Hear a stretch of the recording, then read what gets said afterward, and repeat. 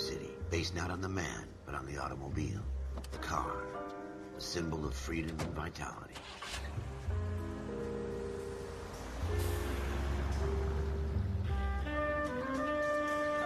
Where every man can own his own home, and have room to breathe and not be overlooked by his neighbors.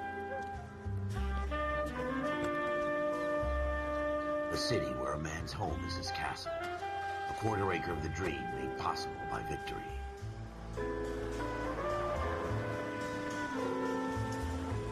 A city of opportunists.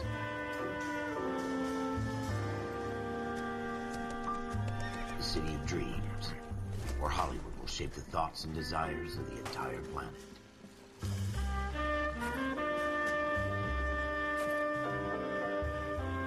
A city of pioneers.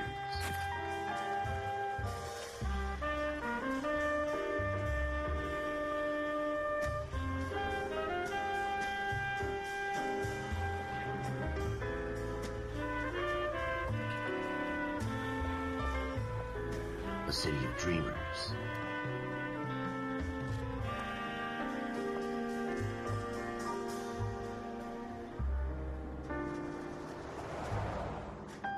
A city of undercurrents, where not everything is as it seems.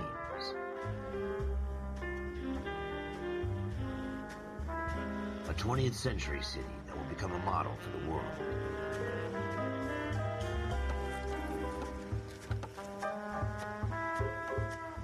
A city that has no boundaries, that will stretch as far as the eye can see.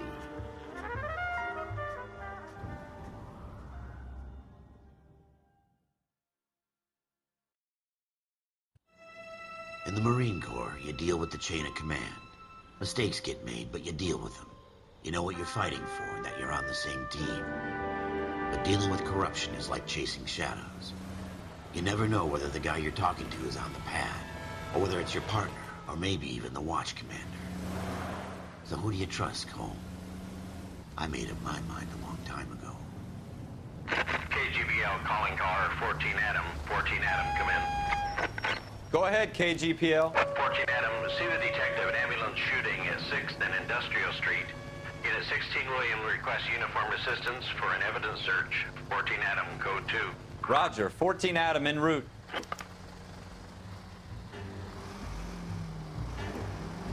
Here we go again. They don't request uniforms for an evidence search unless there's some kind of catch. Ever the optimist. From the beam of sunshine himself.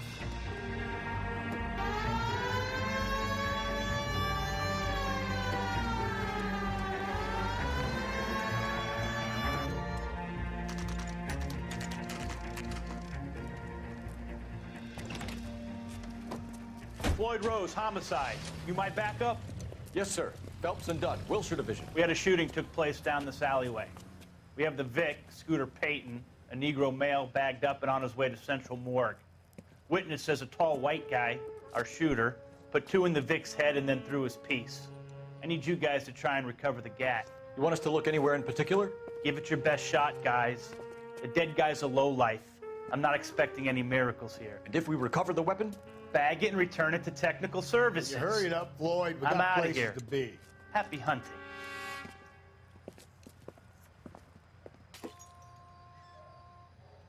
This is a fist hump. Just going through the motions. You're probably right. Let's just get it over and done. All right, have it your way. We'll search right up to the back wall. If you still don't come up with anything, come find me and we'll talk it out. 2 heads are always better than 1.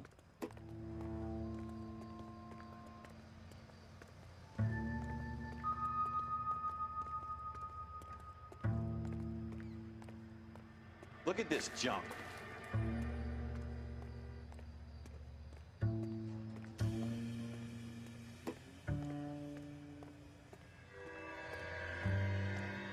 It's not my job to pick through other people's trash.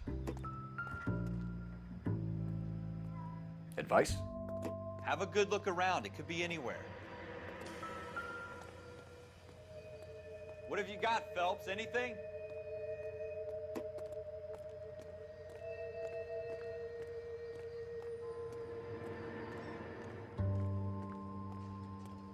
I tell you, I'm jinxed. I always get landed with this crap. Jesus. Cole, come take a look at this.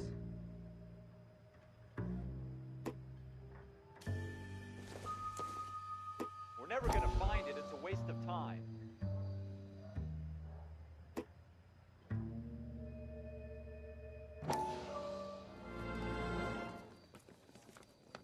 Dr. Fontaine, could I have a word? Of course, young man. I really enjoyed your lecture, Doctor. Psychiatry seems to have a tremendous amount to offer. Why, thank you. I'm always happy to receive acknowledgement for my work. The mind is the last great mystery in medicine. Are you thinking of specializing, Mr. Sheldon, or Courtney Sheldon. I'm only in second year, Doctor. They fast-tracked me a year because of my experience during the war. Ah. That's what I wanted to talk to you about. Battle fatigue and collapse under duress. Can it be helped? I would say yes, given the right set of circumstances. Trauma forces the mind to close down, retreat in on itself.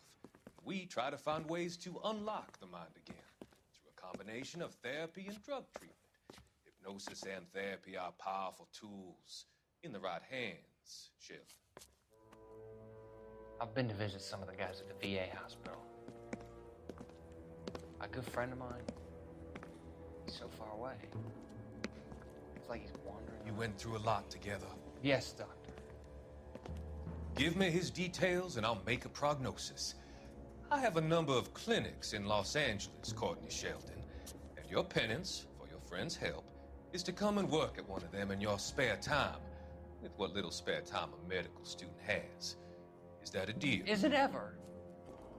I can't thank you enough. I'm not promising a cure, Courtney. I want you to remember that. Every physician has patients that he cannot hope to cure, for whom he can only smooth the path to death.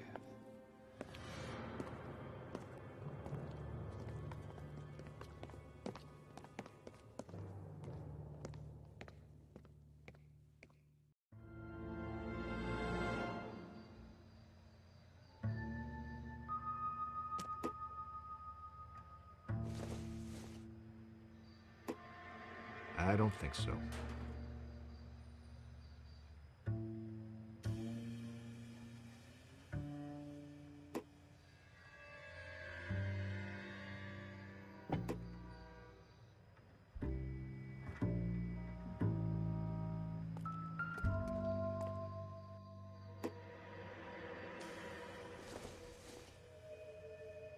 This isn't what we're looking for.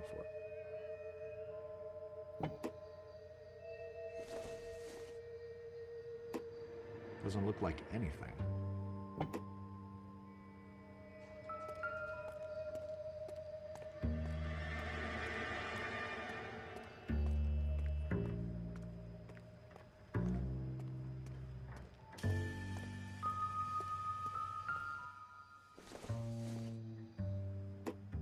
No good to me.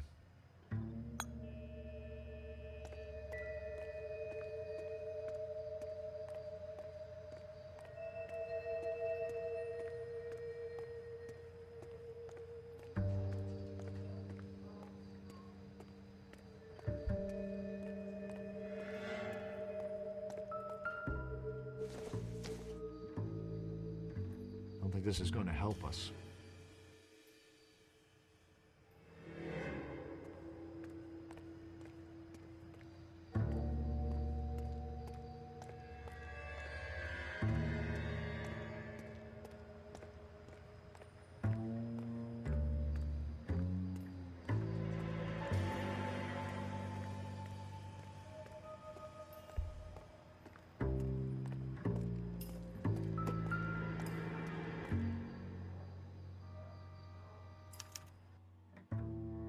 Shooter put him up against the wall and blew his brains out. Hell of a way to go. Doesn't really matter how you go once you're gone. Don't get all deep on me, Phelps.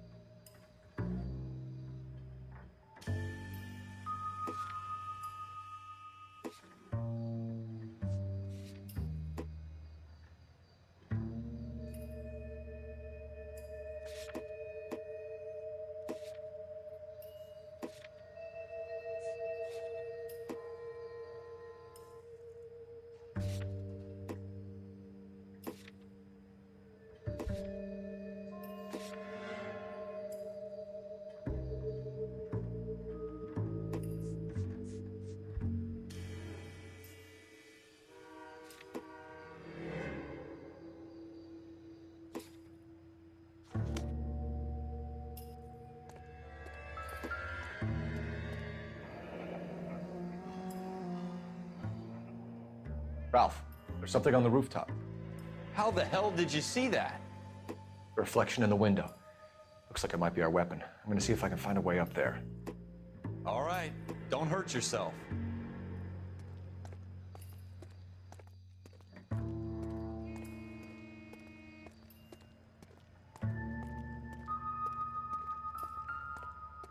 The gun's up on the roof, right?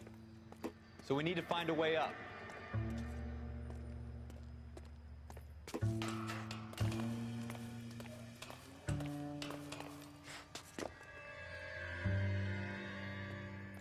What kind of chumps do these homicide guys think we are?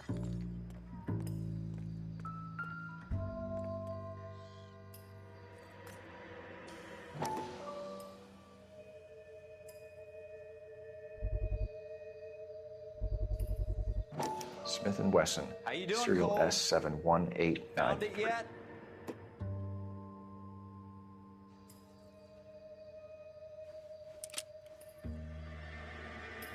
Two rounds fired. And instead of dropping it down a drain, our shooter hoists it up here. Interesting guy.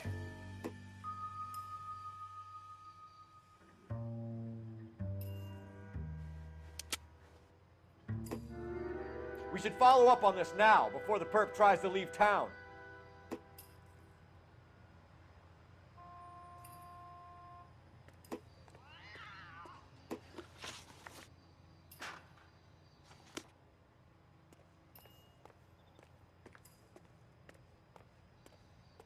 We have the gun, Cole. Let's take it back to Central. We could get a commendation. Could show some initiative, Ralph, and see if we can come up with an owner. That's a long shot, Cole. It's a pretty fancy gun. You know a local gun store? Sure. There's a place a couple of blocks from here.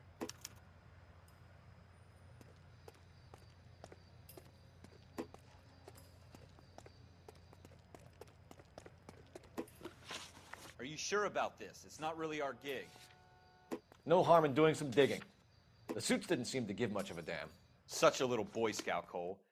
You can't wait to get out of that uniform, can you? You'd rather round up drunks than help old ladies across the road? I'd rather get through the day without the captain's foot up my ass. It'll be fine, Ralph. You worry too much.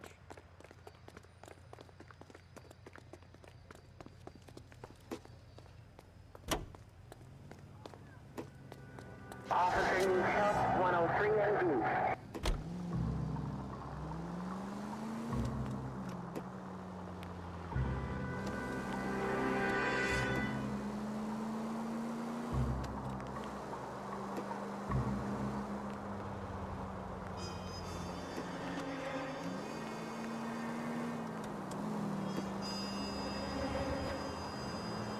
Take the next right.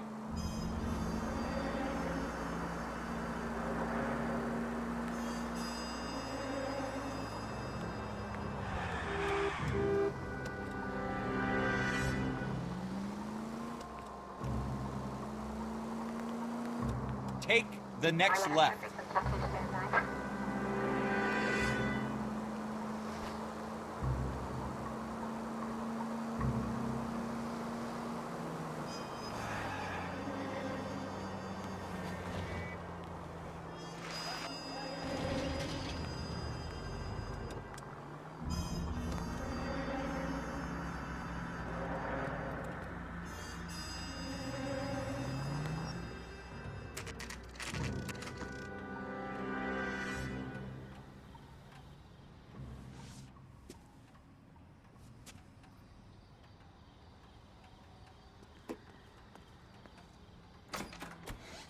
Officers Phelps and Dunn. Can you tell us anything about this gun? Smith & Wesson, Model 27, registered Magnum. Chambered for .357, nickel-plated with pearl grips. Same gun used by General Pat. You're not suggesting he's the owner? No, I'm not. You seem to know a lot about the weapon. I ought to. I sold it. You know, this piece will stop a rhino. These babies are only available special order. Here's my Smith & Wesson order book. You mind if I take a look? Be my guest. This is about something bad, right? Model 27 with pearl grips, Cole. You see it on there?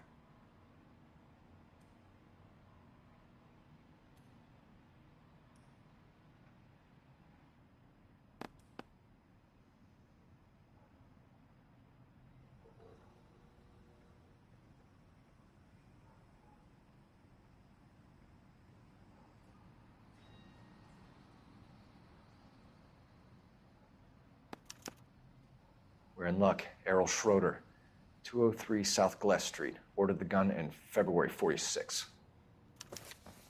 Thanks, you've been a big help. Anytime. Always happy to help out the LAPD.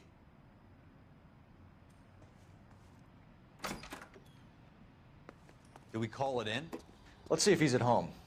Owning the gun doesn't prove he pulled the trigger. Okay. In for a penny, in for a pound. Lead the way, Gunga Din.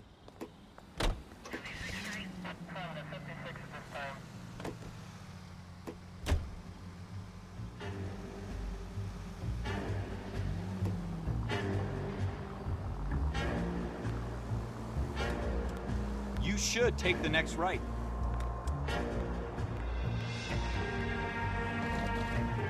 Turn left when you can. Take the next right. Now that wasn't so hard, was it? Just because we're in uniform doesn't mean we can't use our initiative. I guess so. Seems a little too good to be true. One-of-a-kind murder weapon bought locally using a real name? If Schroeder's our shooter, he's no criminal mastermind. You need to take the next left. Most of them aren't. That's why they get caught. 2 out of every 3 crimes are done on impulse. Another fact from the Phelps Encyclopedia of Thin Air. You really are full of it. Turn left when you can. Next right.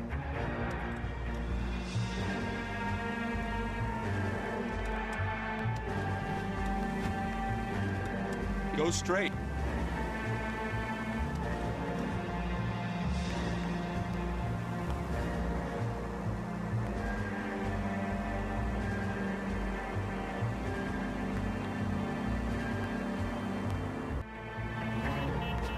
Why don't you use the siren?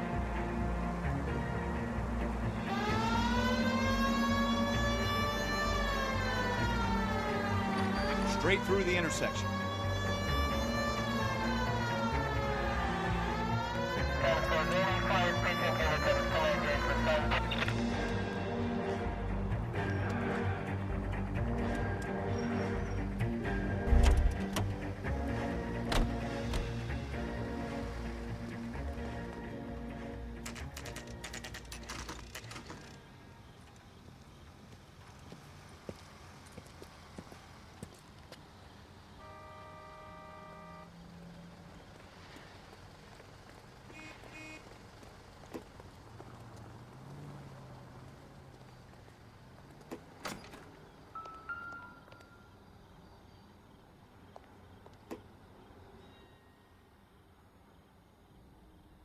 Schroeder, apartment 2.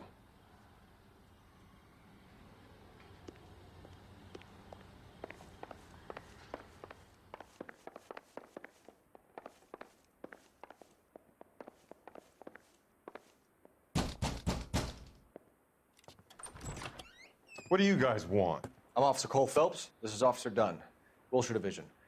You're the owner of a Smith & Wesson Model 27, nickel-plated with pearl grips? I might be. What of it? Then you'll be surprised to know that Scooter Payton was murdered tonight with your gun. You're out of your mind. Scooter? He works for me. I have that gun here in my drawer.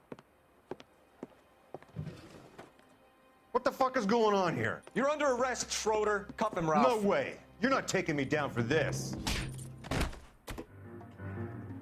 You ready, tough guy?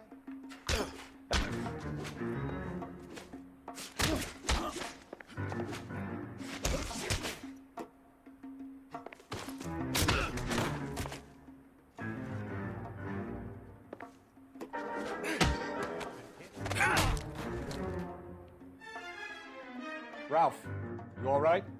I'm fine. I hardly felt it. He's lucky he caught me off guard. Keep an eye on him, Ralph. I'm gonna take a look around.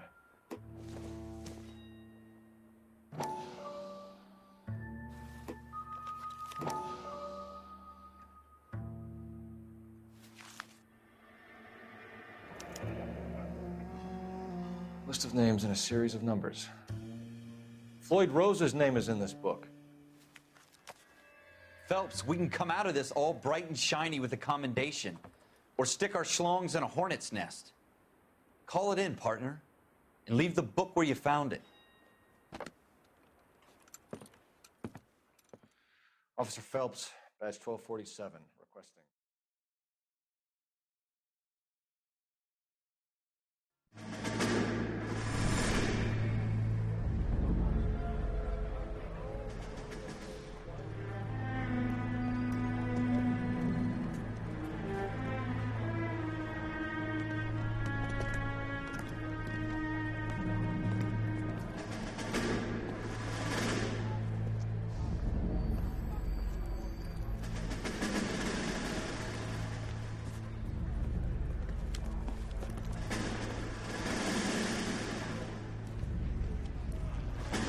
You dumb fucking sons of bitches, get in this line now before I lose my temper. Excuse me, Sergeant, but... Excuse me? Fuck you. You say another word and I'll break your fucking head and have you in the brig. Some of us are here for... I know why you're here, asswipe.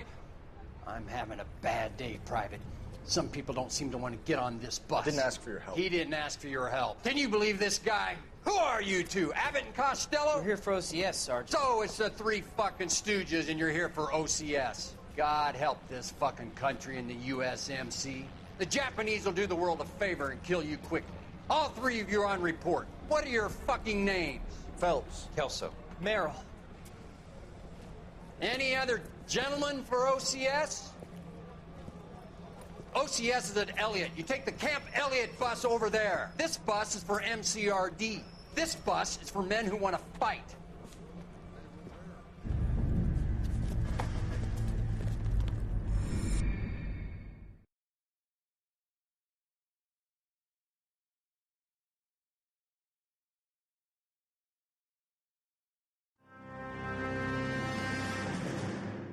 Well, you picked the right place, Cole.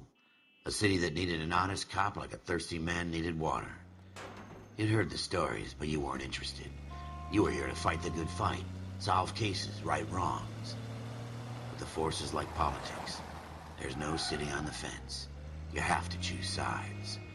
A brown paper envelope or a Greyhound ticket to Palookaville. It could only ever end one way. All units to 211 in progress and shots fired at Westlake Savings and Loan, 1415 West 3rd Street. Unit to handle identifying code 3. We'll take that. It's only a couple blocks from here. 14 Adam calling KGPL. We'll handle the 211. Roger that, 14 Adam. Be advised, suspects are armed and dangerous. Roger KGPL. 14 Adam en route. Take the next right turn.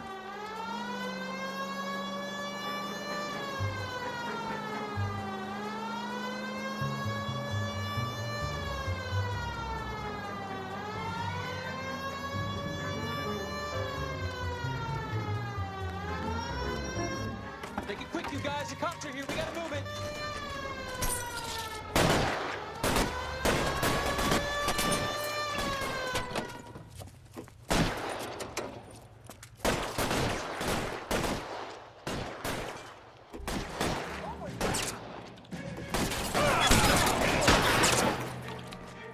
Try for the front door. Keep your goddamn head down.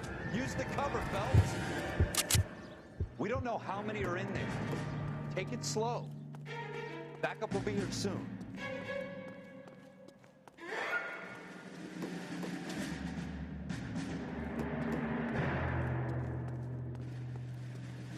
LAPD, put down your weapons. The bank is surrounded. I'm offering you a chance. Chance, copper. You come any closer, we'll cut you in half. Why is nobody covering me? Weapons on the ground, now!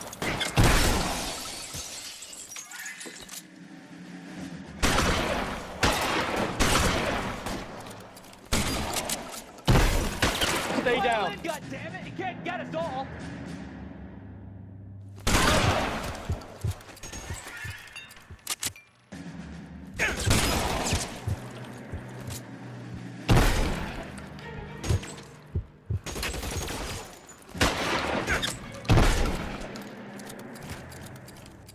That's it?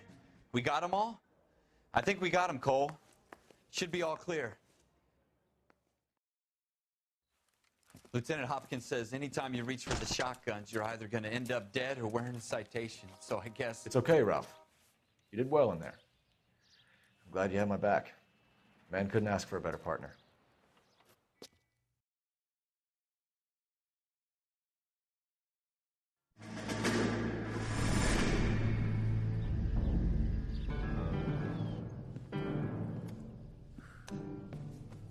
This kind of opportunity comes along once in a lifetime, Hank. I have to grasp it. You have to survive at first, Cole. Here are the veterans. The Japs love to shoot officers. If I can make a name for myself in this war, my future... Thinking of taking on a company of the Emperor's finest single-handed? You don't seem the Sergeant York type to me. When I need your opinion, Kelso, I'll ask for it. They talk about officers like you in boot camp, Cole. They call it the Custer syndrome. Guys who go around dreaming of fame and glory and getting all of their men killed in the process. Our duty is to lead, Kelso. And their duty is to die for your wonderful future?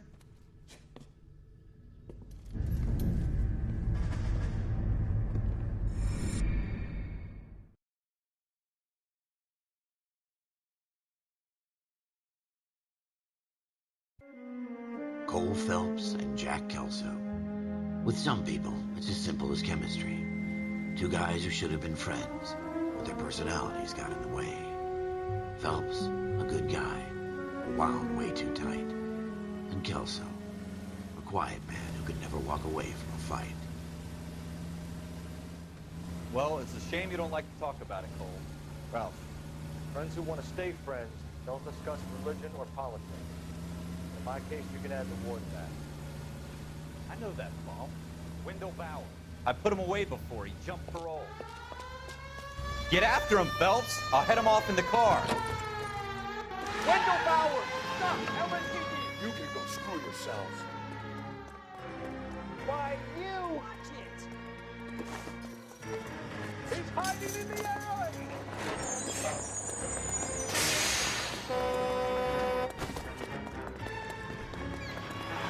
Bowers! Hold it right there!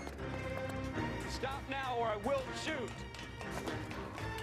I won't tell you again, Wendell. Jesus, Dunn! Watch your fire! You don't want to do this, Wendell. Get down from there right now!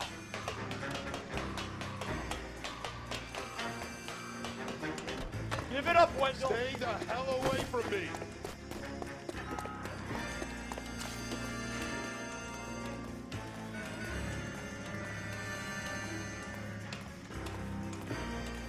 There's no way I'm going back inside. I've done my time. You assholes already screwed me once. It's over, Bowers!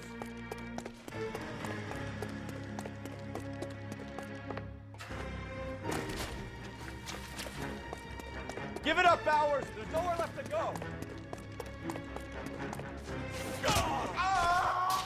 Looks like we've got the place to ourselves.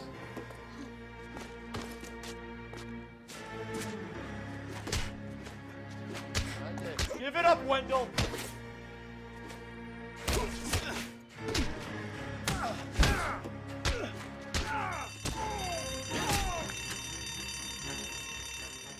How you doing, Wendell? Your parole officer's feeling lonely. He's got a hole in his life for an asshole like you. You can make it up to him in 10 years' time. Watch your head. This hump will be back in the Iron Hotel by tomorrow night. Nice work, Cole. You run track in high school?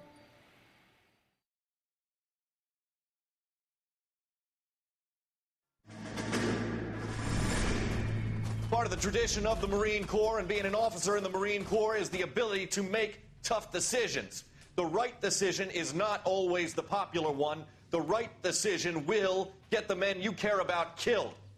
These ratings and your ability to give them frankly and truthfully directly affect your chances of successfully becoming a Marine officer. Candidate Phelps, you have the floor. Esprit de Corps, Merrill, 10. Franklin, 8. Weiss, 8. Donahoe, 6. Kowalski, 6. Hudson, 5. Kelso, 2. Leadership, Donahoe, 8. Franklin, 7. Merrill, 6. Kowalski, 6. Weiss, 5. Hudson, 5. Kelso, 1. Candidate Kelso. I'm sorry, Captain, but I joined the Marine Corps to fight the enemy, not get involved in this schoolboy chicken shit. Kelso, in my office, now!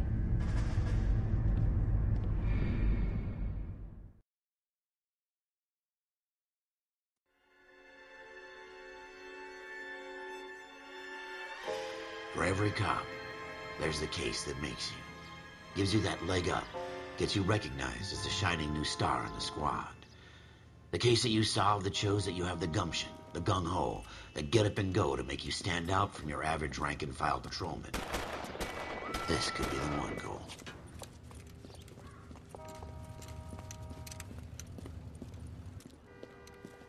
LAPD, could you stand clear of the body, please? Has anyone called an ambulance? We've called an ambulance and the police, but I'm afraid he's dead. Okay, stand further back and move along. It's your choice, but make it quick, people. Hey, Cole. You got here quick. My beat crosses 7th Street. Okay. You're first reporting then. We'll get a perimeter going and move the crowd on. You better see what you can find out before the homicide dicks show up. I'll be with you in a moment. Broad daylight, a crowded street. Now I've seen everything. Everybody stay back. Let us do our job.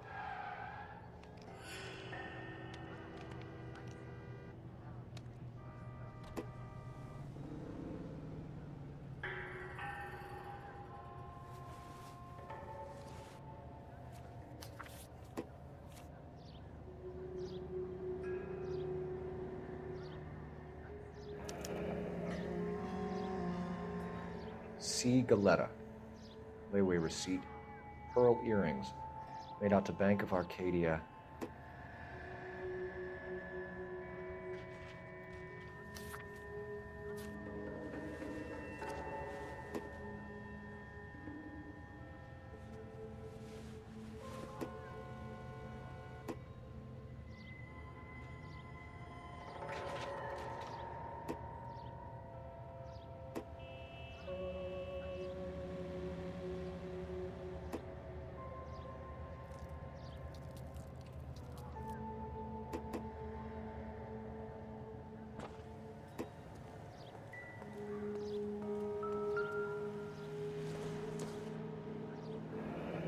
Shell casings.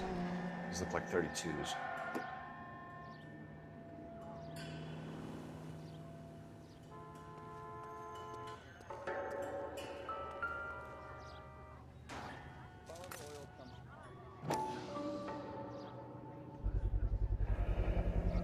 FN Browning. Serial number 01138. Might need to run it by a gun store. Eagleson's gun store's a couple blocks from here. All right. Yes, it's a dead person. This guy in the crowd thinks he saw something, Cole. You better take a statement. Don't you people have anything better to do? Sir, I'm Officer Phelps. What exactly did you see? I heard the shots. I thought it was a car backfiring. I saw a girl run into the shoe store.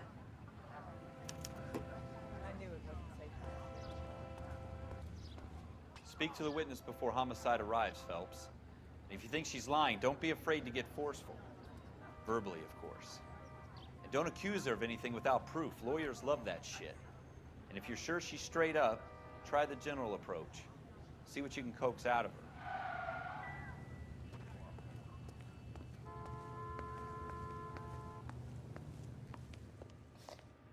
Can I help you, sir? I'm Officer Phelps, miss. I'm here about the shooting. Did you know the victim? He was my boss, Mr. Gage. Mr. Gage's first name. Everett. And you are? Galleta. Clovis Galleta.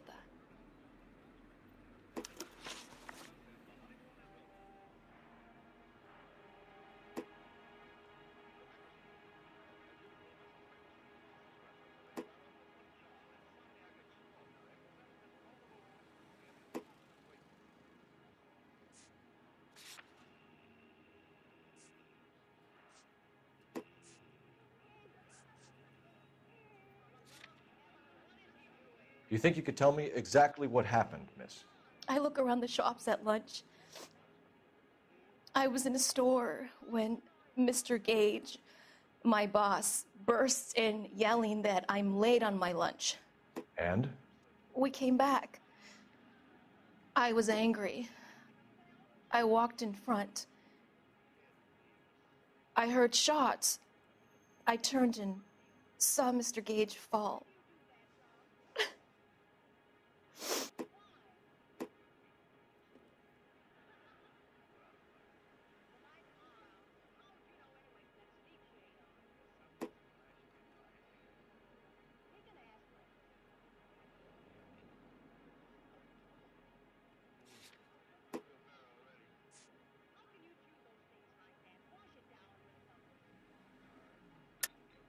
You're lying, Miss Galetta. You know what happened and why. You're going to tell me. There's nothing to tell. I've done nothing wrong. How can you prove different?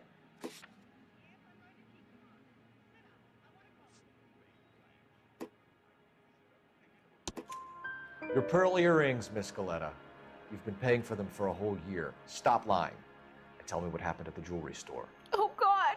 I won't lose the earrings, will I? You could lose your freedom, you little fool, if you don't stop obstructing a murder investigation. Mr. Kalu. Edgar Kalu.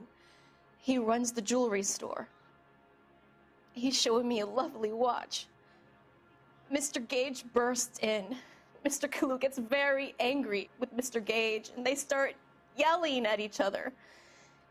Mr. Gage tells me that all of the things in the store are junk, nickel-plated, made in Japan, and yells at me to get back to work. Then what happened? We get back here, and I hear a loud bang. Mr. Gage clutches at his back. I hear another bang, and another, and another. Mr. Gage falls to his knees. It looked very painful.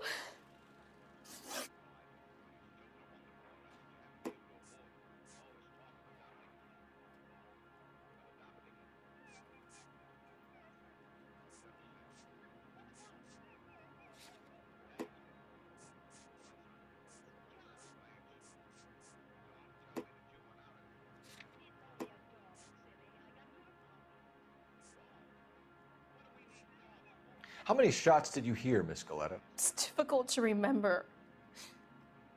It sounded like there were so many, and they were so loud.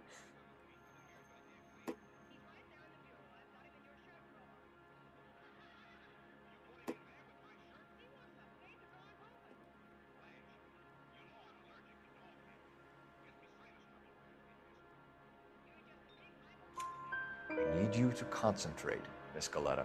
Even minor details can become important later on. Well, there was one bang, and then another, and then three very quickly, close together. 5.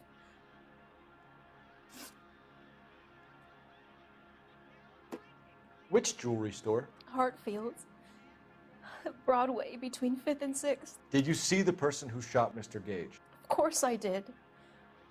Mr. Kalu looked very angry. He kept firing the gun. He kept pulling the trigger. He threw the gun in a bin and turned and walked away.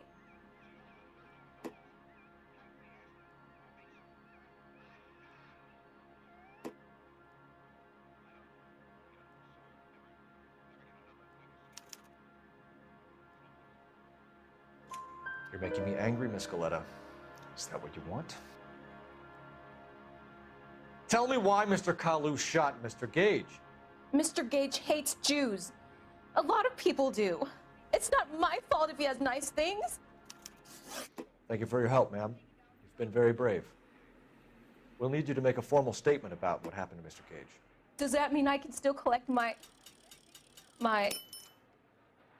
Never mind. Yes, officer, I'll make a statement.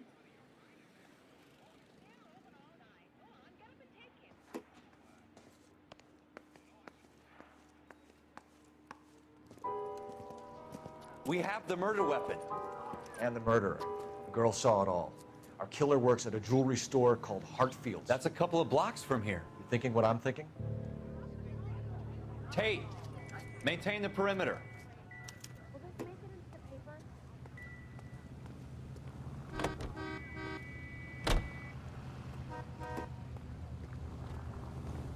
It's got to be something big, right?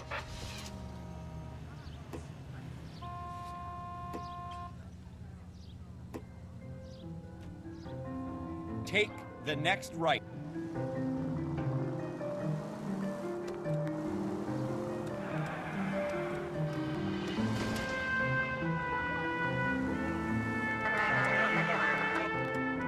Go right just now.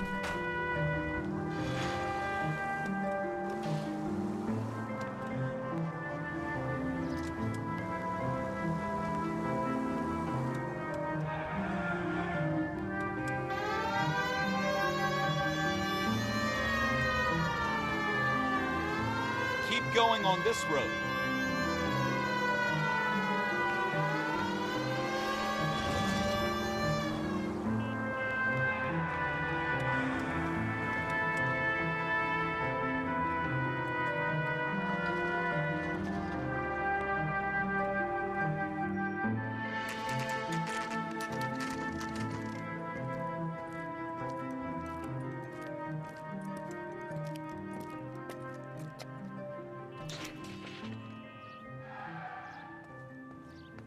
Officer, can I interest you in a new watch? Officer Cole Phelps, are you Edgar Kalu? No. Mr. Kalu is out back. He said he'd lie down. I'll buzz him for you. Son of a bitch! Go, Cole, go!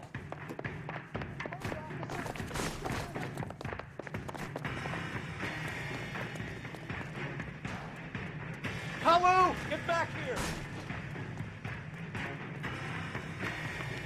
You recommend special?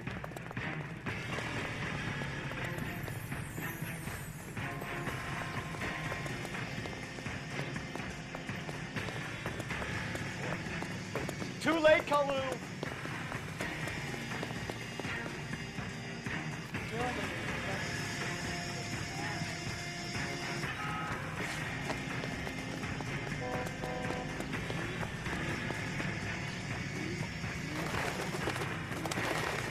Don't make it worse, Kalu!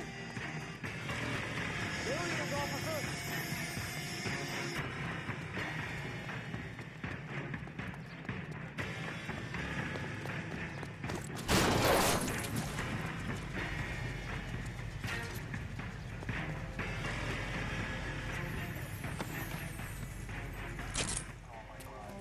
Edgar Kalu, you're under arrest for the murder of Everett Gage.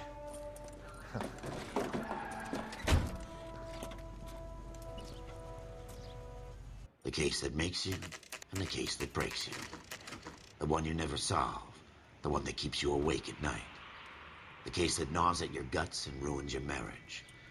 The case that keeps you propping up a bar as you relive the what-ifs, the might-have-beens, the half-leads, and the half-truths. The case that other cops murmur about whenever you walk past. The case you never, ever discuss. God's mill may grind slowly, but it grinds finely, son. I hear it's you who knocked down Malefactor from the shooting yesterday. Yes, sir. Then tell me, Boyle, I hear you're quite the climber, a man of initiative. How would you like a chance at smiting this man with the sword of justice? You're asking me to conduct the interview, sir? I am, young Phelps. You've only been with us a short time, and you've assembled yourself a stellar arrest record. Not to mention the fine work you did in the war, sending heathens back to the hell they came from. But I'm curious as to whether you can turn your hand to interrogation. Takes a certain animal cunning, lad. Do you think you might be ready for that? Yes, sir. I think I am. Good man.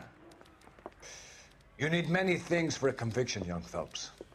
A motive, opportunity, hard evidence, and best of all, a confession. If you fail in the former, you can always use a modicum of violence to obtain the latter. How are you feeling, lad? Fine, sir. Very good. The evidence is overwhelming. May the cat eat him and the cat be eaten by the devil. Bring me a confession, young Phelps. This is your chance. Don't fail me.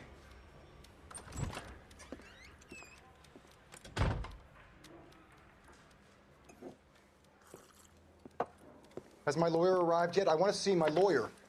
A lawyer can't help you, Mr. Kalu. You shot a man dead in cold blood. You're going to have to pay for that.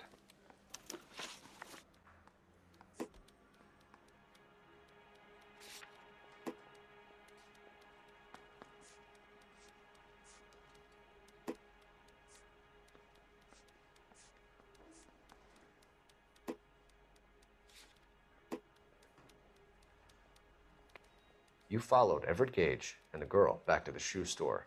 You put 5 rounds in Gage's back. Gage was a bastard.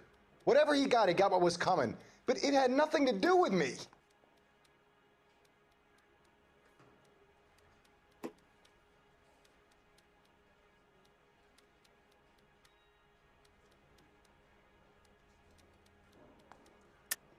You shot Gage, and we know why. We can put you at the scene. You can't prove anything.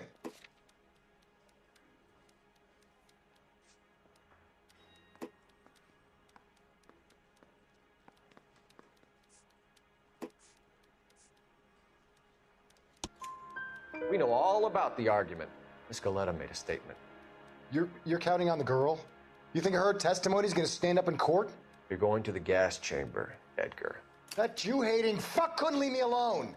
I had a sale. That girl was ready to buy.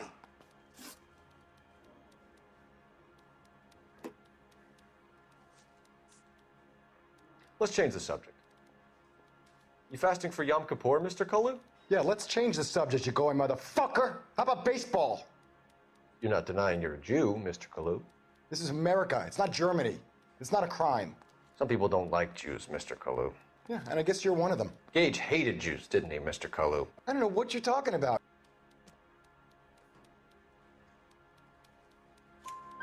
You left-wing leaning parasite. You expect me to sit here and listen to your drivel? You call me that? You sit there and you call me those names, you goddamn goy butt snatcher?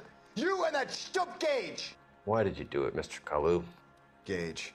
He's in the Chamber of Commerce. He's in with all those momsers. He blocked every proposal I ever put forward. Kike this and kike that. He's been trying to ruin my business for years. Edgar Kalu, I'm charging you with the first-degree murder of Everett Gage. I respect your beliefs and your right to hold them. I hope for your sake the jury can commute to murder in the second degree.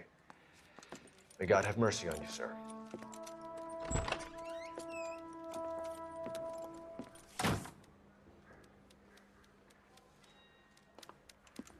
Masterfully done, Officer Phelps.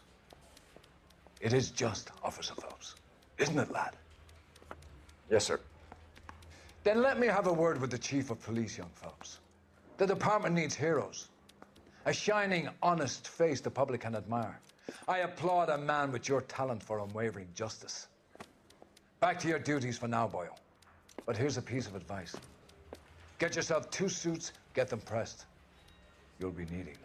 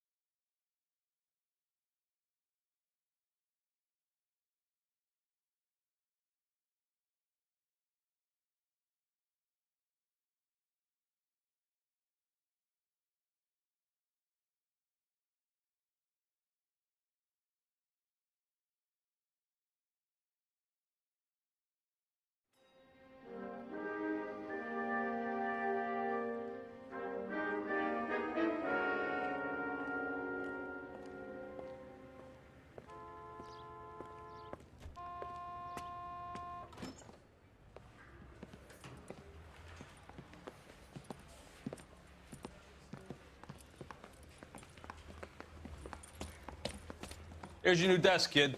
You're on traffic. The hot sheet is posted here, next to the map. What's his problem? That's Biggs. He's an institution. So this is what all the fuss is about. Why couldn't they build a freeway that goes past my place? They haven't even approved the money yet, kid. The bond issue won't be till December.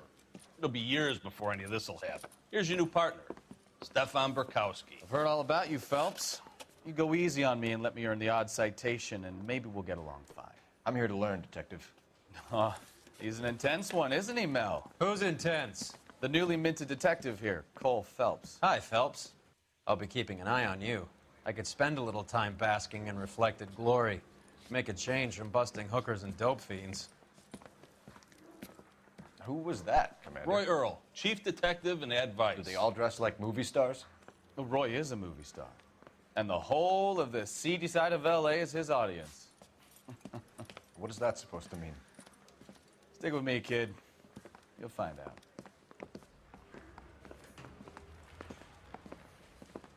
And now some housekeeping. Warm Central Division welcome for Detective Cole Phelps. Some of you guys may know Phelps. He's the cop who broke the jewelry store murder. Stand up and take a bow, Phelps. If it's all right with you, That's sir. That's an order, Phelps. Shh, quiet, everybody. Phelps is one of only 2 serving LAPD officers who received the Silver Star during the war. Really gave it those lousy Japanese, eh, Phelps? I did my best, Captain. Why are you war heroes always so modest? I've partnered Phelps with everybody's favorite Pole, Stefan Bukowski. Hope you like work, kid. Bukowski sure as hell doesn't. Well, that's why we have partners, right? Okay, can it, guys? Stick with Bukowski. He's a good cop. He knows traffic inside and out. I'm gonna start you out with 1 case. You do okay, I'll give you a couple more. You screw up, you'll be rousting vagrants and running license plates. Now get down to the PE Freight Depot, 6th and Alameda. A patrolman called in a suspicious vehicle. Signs of foul play. See what you can find out. Come on, Phelps. Yeah, the bum took a swipe at me. Put him down with my sap.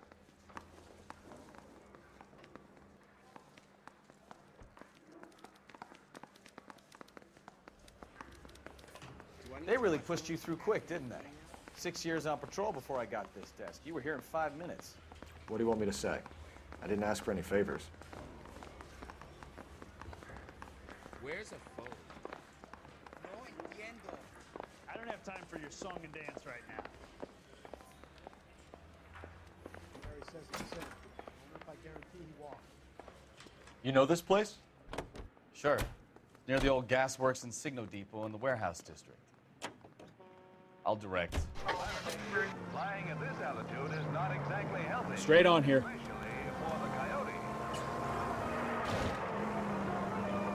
Straight through at the next junction. So, tell me a little about yourself, Phelps. Are we friends now, Bukowski? We have to work together. Don't be so touchy. Grew up in San Francisco. Father was in shipping. Went to college at Stanford. Did 2 years ROTC before Marine OCS at Camp Elliott. Shipped out in early '45 as a first lieutenant. Fought in the Okinawa campaign. I was wounded. Shipped back home. Did a year on the beat. Now I'm here. So you won the Silver Star. I don't want to talk about it. Now let me get this straight. You single-handedly killed 40 Japs on this hill in Okinawa. No. You were up there all night, draped in the flag, knife between your teeth, gun at the ready. You finished? All units, a 459 just occurred at 6th and Saris. Any unit to handle code 2 identified.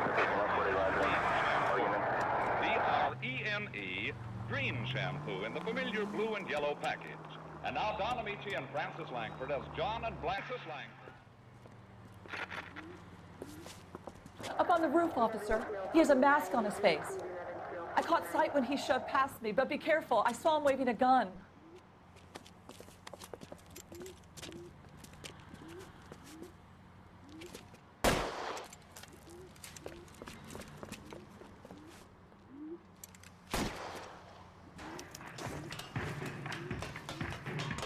Give it up now. Take it easy on yourself.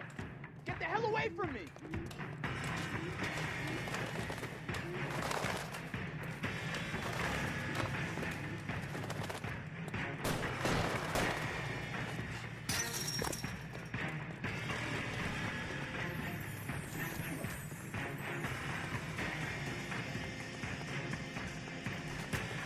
Hurry, you can still catch him.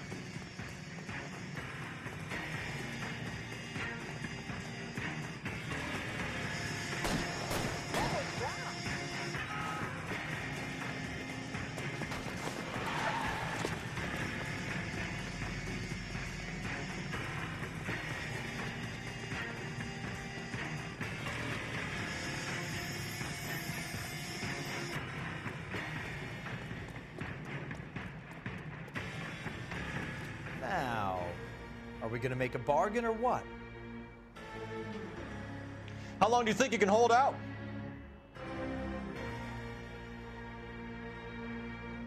You want to back off right now. You fucking asked for it!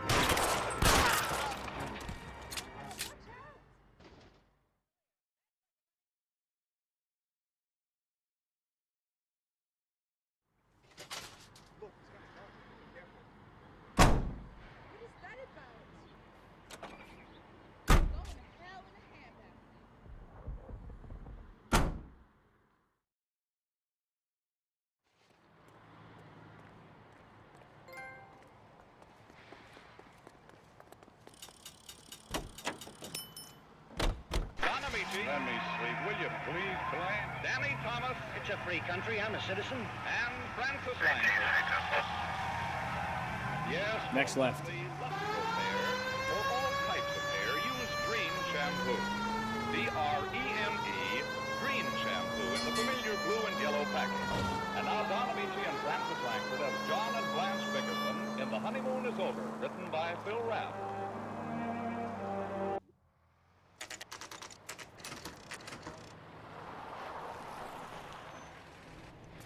That you, Bukowski?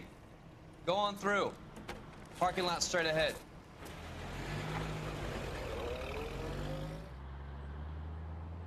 I need to get back to work, officer. The detectives are here now. You repeat to them what you told me. I did the right thing by calling this in. I'm just a working stick. Just give them your story and you'll be all right.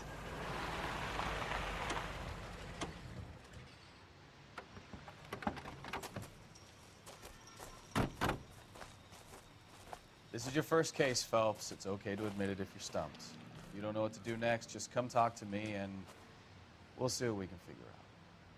Thanks, Stefan. You're okay.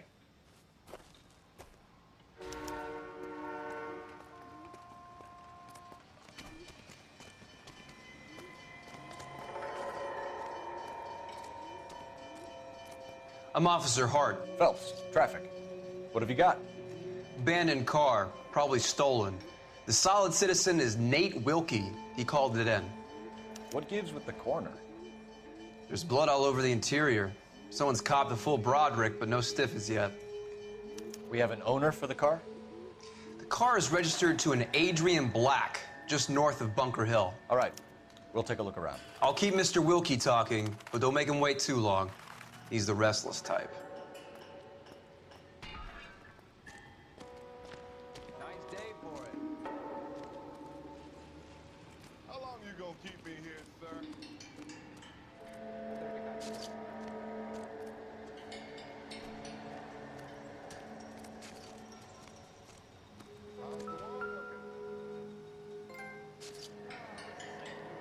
Victim looks to have lost a lot of blood.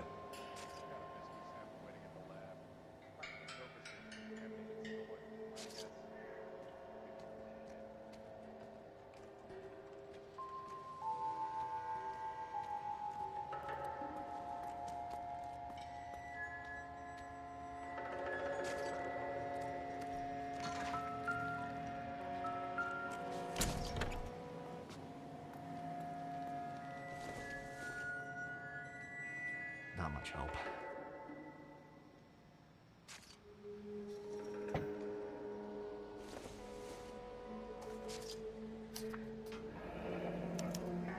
Mr. F. Morgan picked up a live pig yesterday?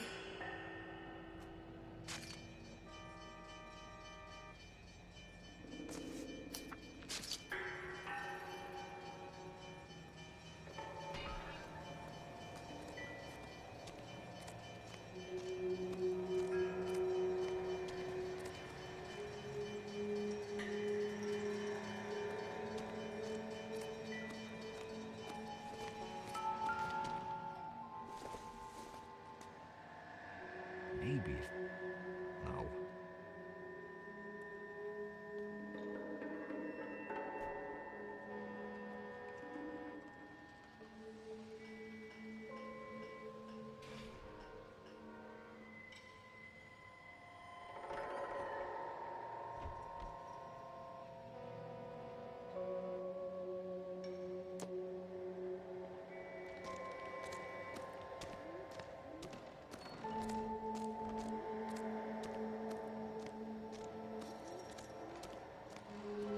Doc? Detective Phelps, what have we got? A lot of blood for a blunt force injury. Victim must be in a very bad way. Any sign of the guy? Not unless he's in the trunk of the car.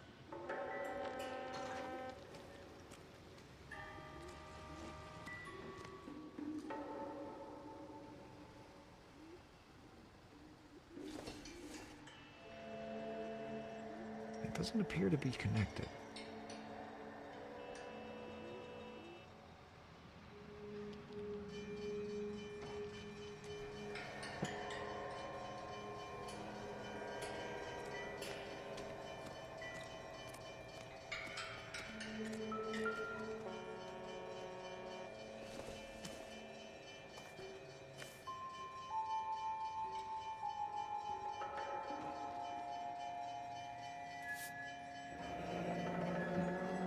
Happier times, I guess.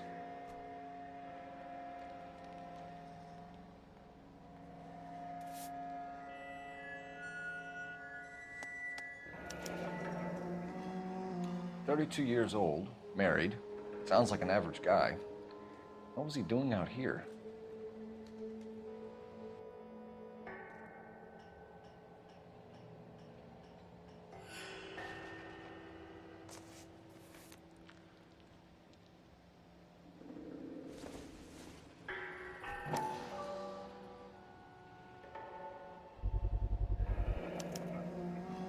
Stenzel glasses. Home repaired by the look of it.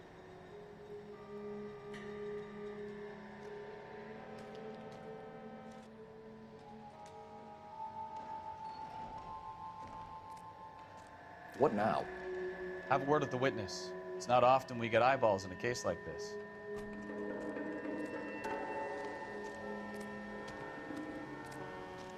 Sir, I'm Detective Phelps. Name's Nate Wilkie. You found the vehicle? Sure. Saw it just sitting there. Strange place to be parking your car. Figured I'd better take a look. And then I saw all the blood. So I called the police.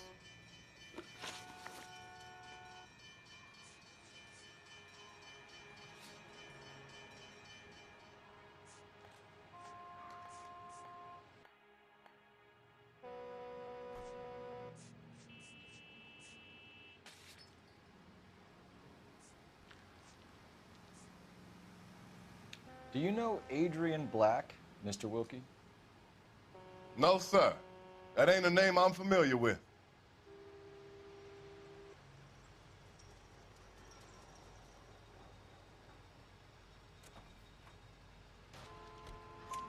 You ever seen the car before? Funny enough, I did. A couple of nights ago, it was over there in the parking lot. I know most of the cars are parked here regular, so it kind of stood out. Mind if I ask what you were doing out here? Well, I work for the railway. I was on my way out to the switch and reckoned I'd take a shortcut.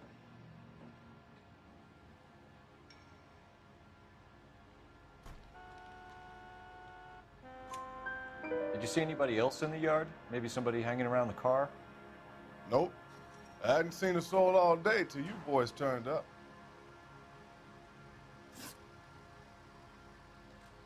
The wallet by the car. Was there anything in it when you arrived? You accusing me of something, mister?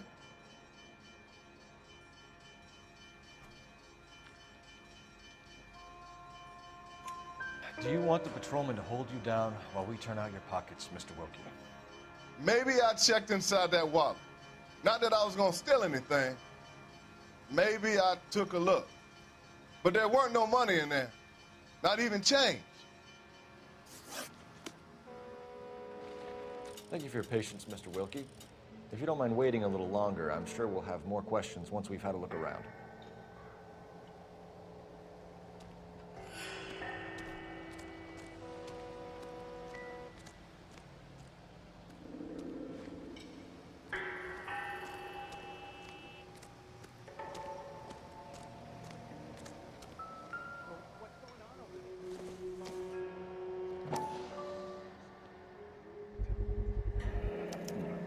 Brand name might give us something to go on.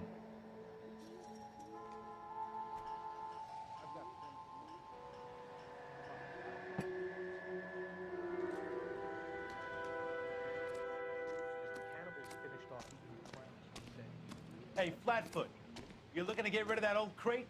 I'll give you a nickel for it.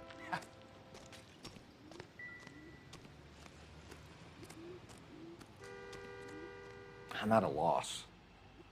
Have a word with the witness. It's not often we get eyeballs in a case like this.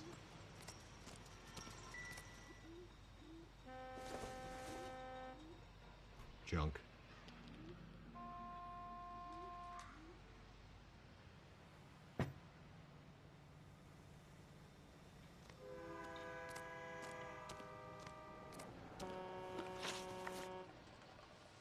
We found a steel pipe with blood on it near the car. Do you know anything about it, Mr. Wilkie?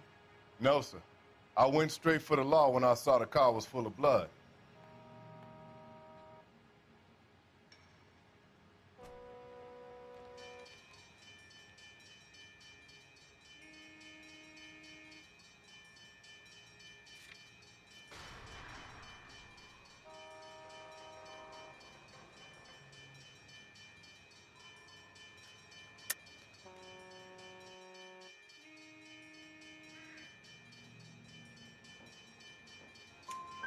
When you saw the blood, was it wet, bright red, or darker like it is now? Darker, I'd say. Looked dry already. Thank you for your help, Mr. Wilkie. We'll contact your employer if we need anything more from you. If you have to, I guess. I can't really spend no more time over this. Somebody's got to inform the wife, Phelps. If you're done here, we'll head over there now. We're going to notify the wife. You seem to have it under control here. Yeah, I got this.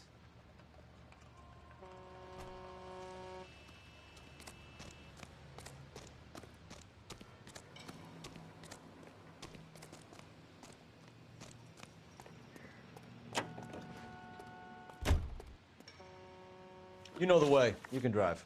Where are we going?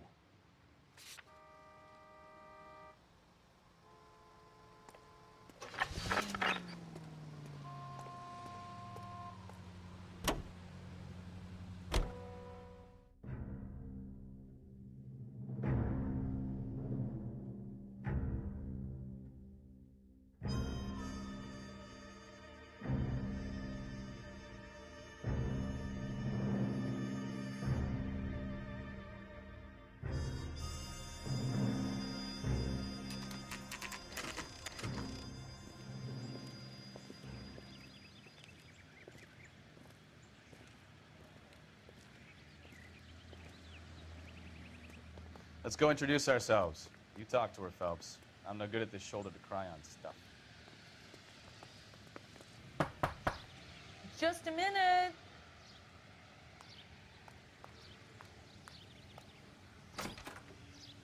LAPD, Mrs. Black. May we come in? We have some bad news, and we'd rather discuss this in private. I'm Margaret Black. We can discuss this in the living room. Please come in.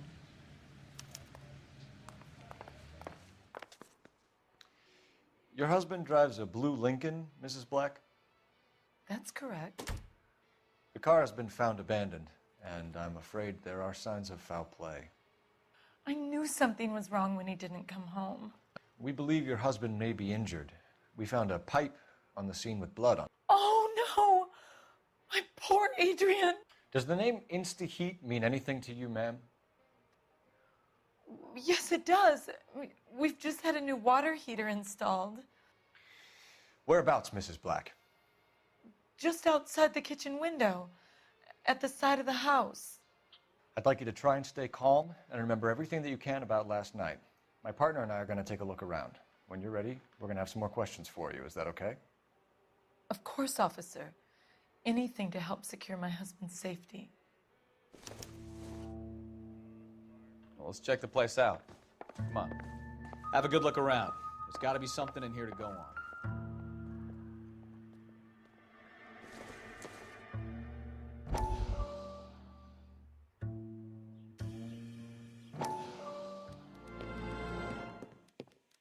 Lie down, make yourself comfortable. So, you're a friend of Courtney's? Yes, Doctor. He seems very concerned about you. I have these visions, these blinding visions. I can't get them out of my head. My skull, it feels like it's in a I'm vice. going to give you something to calm your nerves.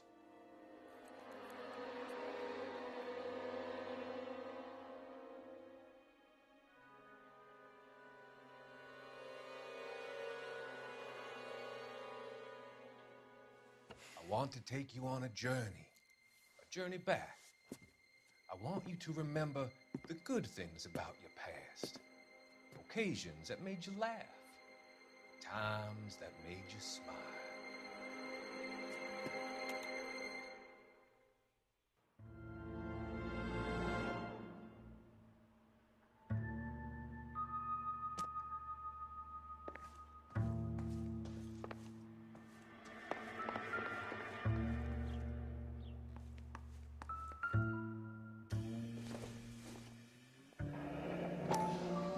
Kavanaugh's.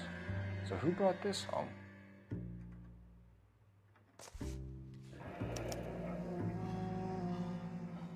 Maybe Adrian was a patron. R and I should have an address.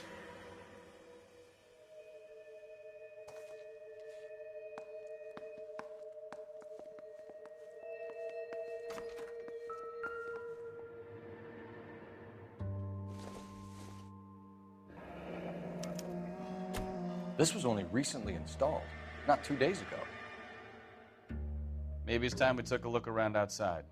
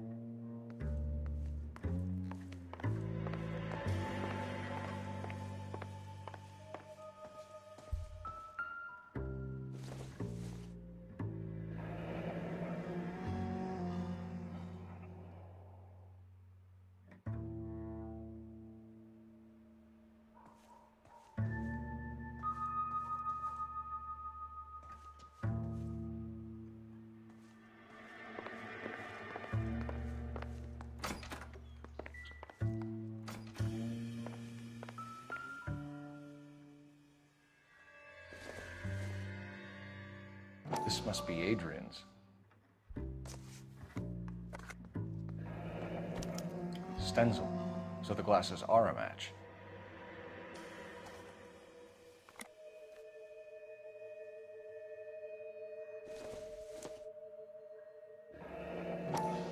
Separate bedrooms, separate pictures. What gives here?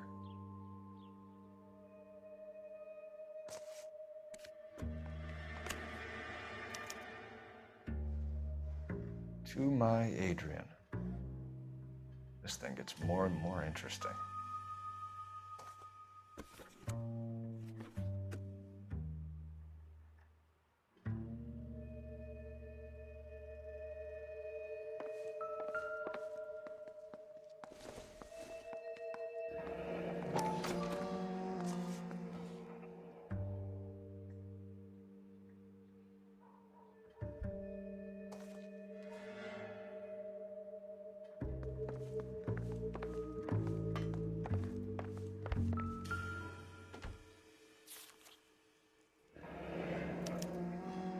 Used ticket to Seattle and a suitcase gone missing. Someone couldn't wait to get out of this house.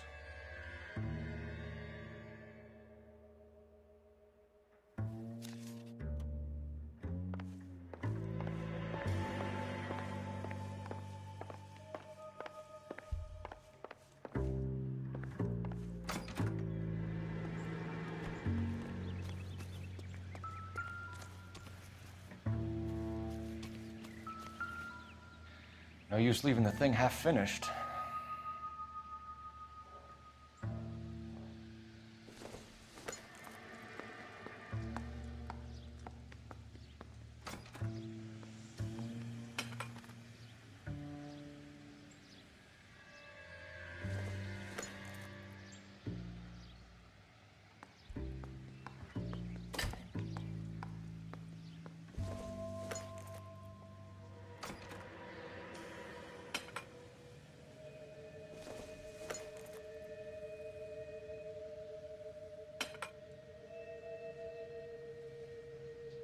So the pipe missing from Mr. Black's heater is the same one that killed him.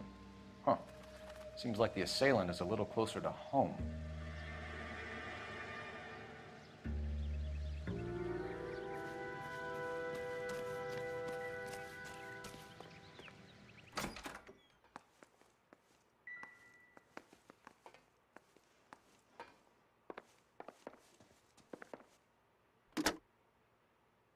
Operator, give me dispatch.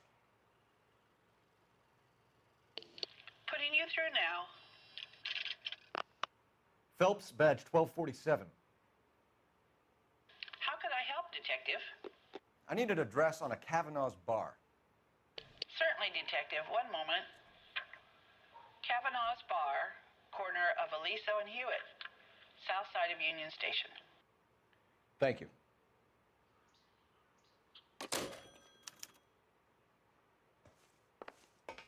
I'm all right now, detectives.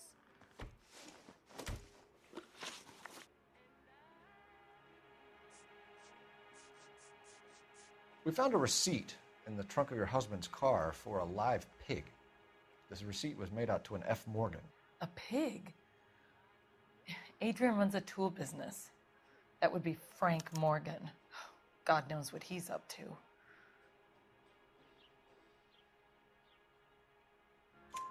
What makes you say that about Morgan, ma'am? He's the foreman at my husband's plant. A very shady character. I've told Adrian he needs to keep his distance from the staff. They're always out drinking together. Your husband frequents Kavanaugh's bar? How did you know that? Adrian practically lives there after work. So Adrian spends a lot of time there? Up until recently, he's been away in Seattle a lot on business. Did your husband tell you where he was going last night? All he said was he was going to meet Frank for a drink.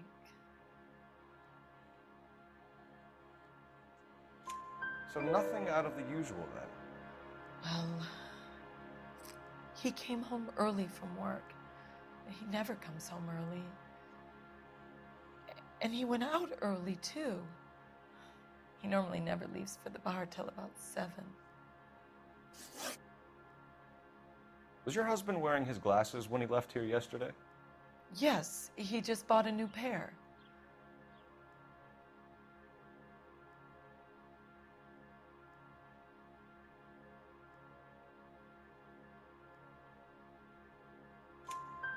Go on. I kept telling him to throw those old ones away. He tried to repair them with tape. They looked terrible. Tell us about the photo of Adrian in the bedroom. What is there to tell? It's from his most recent business trip to Seattle.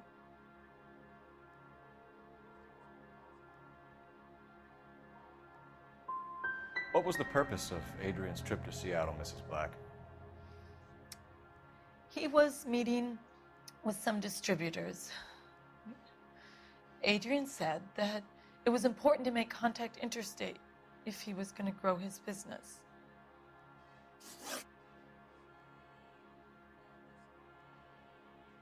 I think you should come clean with us, Mrs. Black. Your husband is missing, and after our search, I'm willing to call the circumstances suspicious. Can you account for your movements last night? You're not accusing me, are you? What an awful thing to say. I was here all night, of course, waiting for Adrian to come home.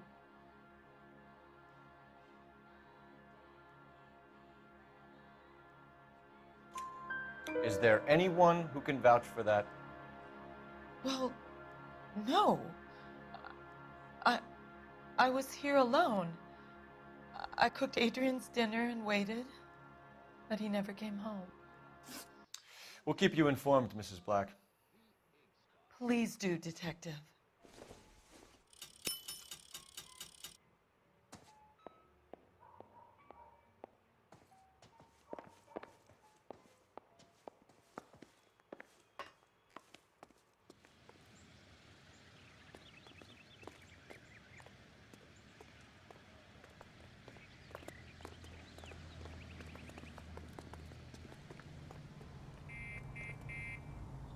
You drive. I need to go over the case notes. Do we know where we're going?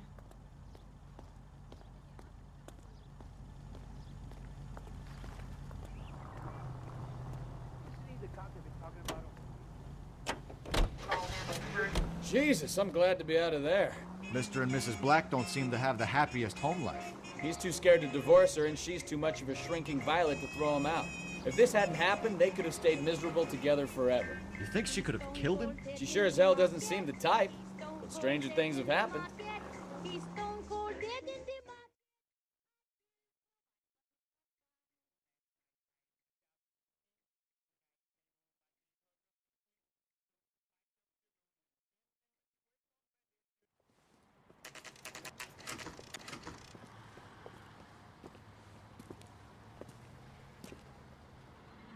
Hey, I know you. No, you don't. Where's that goddamn waitress? Boy, let's take it. Looking for someone?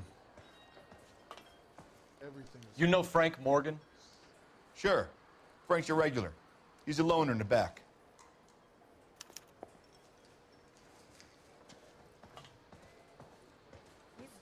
Frank Morgan? Who's asking? Cole Phelps, LAPD. I understand you're a friend of Adrian Black. Yeah, I know him. Are you aware that he's missing? No, I hadn't heard that. Tough break.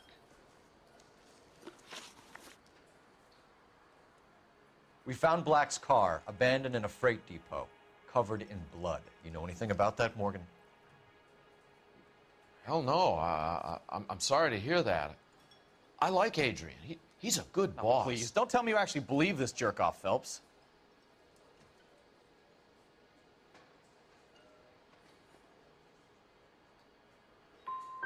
I think you were in on it, Morgan. You drove down there, and you let Black have it. Ooh, I'm a bad boy. That the best you got? When did you last see Adrian? Hell, I don't know. I had plenty to drink last night. Things are a little sketchy.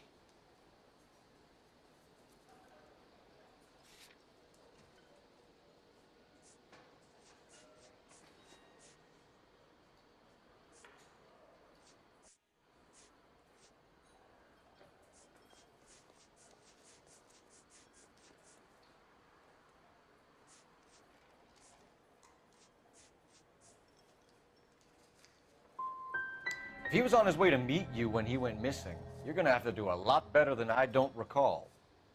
He had a couple and then left, I guess. Maybe he had to go meet someone. That's the best I can do. This doesn't add up, Morgan. Your excuses don't help. Let's see how you enjoy the LAPD taking an interest in your life. You want my opinion? We tail Morgan. I say he's lying, and whatever hole he's got Adrian stashed in, he's got to go back there sometime.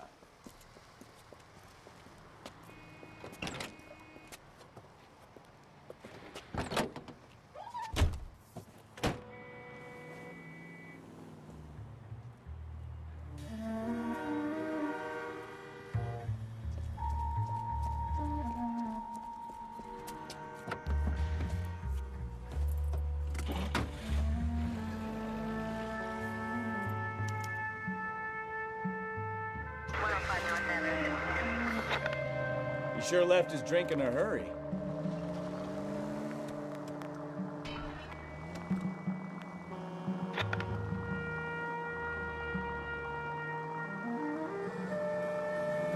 I bet he wishes he'd rehearsed that story better now.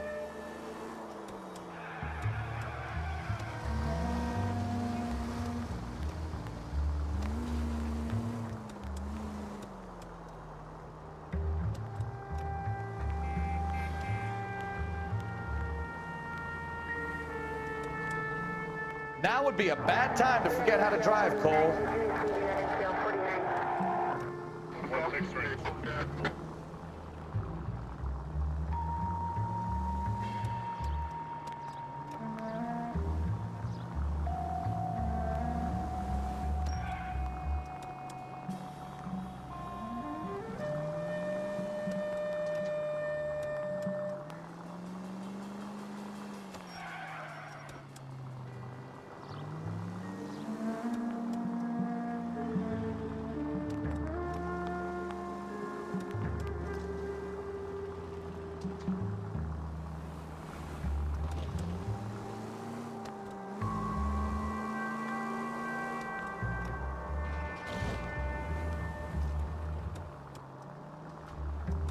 All units are requested to stand by.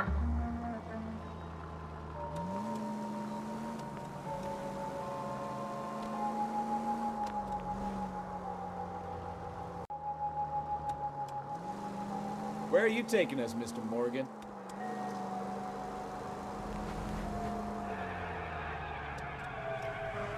Too close, Phelps. You're way too close.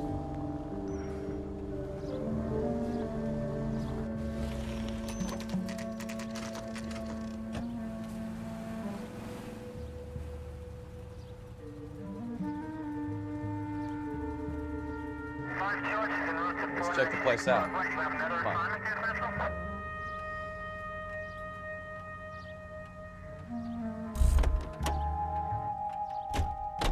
Day one of the big time, and you're already tailing drunks home from bars. You having fun yet? I told you it was nonstop glamour work in traffic, didn't I? I'm just trying to learn. Oh, come on, Phelps. Save the creepy teacher's pet stuff for Leary. Won't work on me.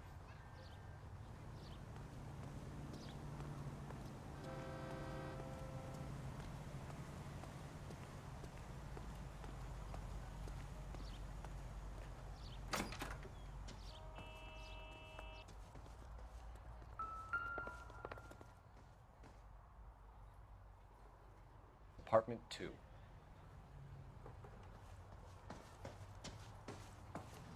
All right. Let's pay our friend a visit. See if he's missed us yet.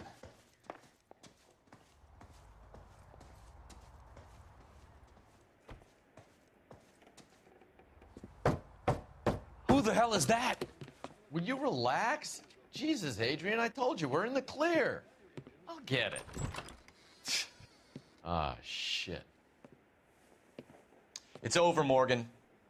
Mr. Black, LAPD, give yourself up now! I knew it! Phelps, go after him. I'll try and head him off in the car.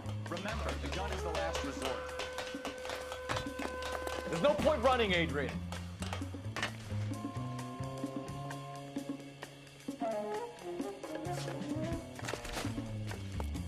Mr. Black, Get back here right now.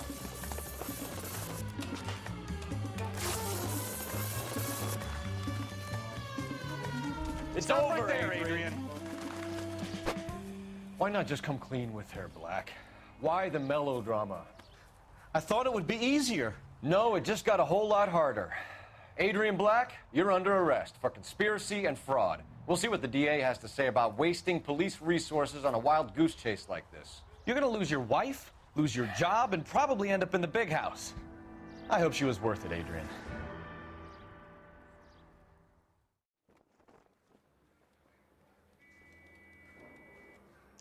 That turned out to be quite some case, huh? Adrian, what an idiot. You got an arrest and a clearance in your first case, and in fine style, too. Well done, detective. Efficient investigation technique, good public presence. You keep that up and you learn from Bukowski here, you could go a long way in this department.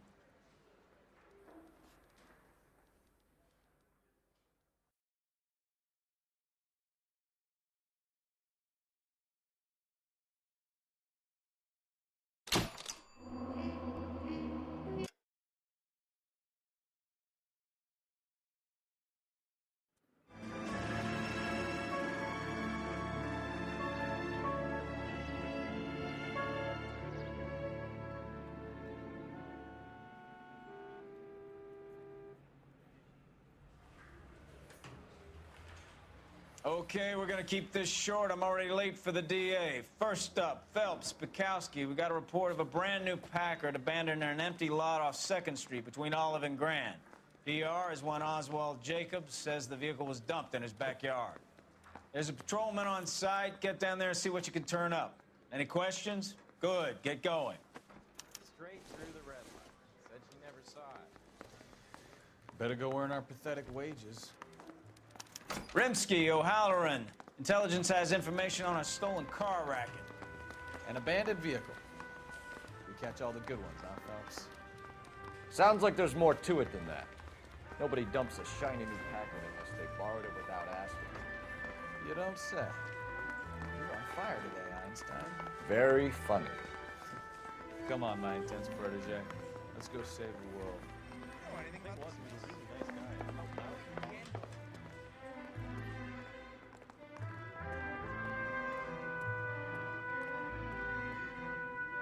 You can drive.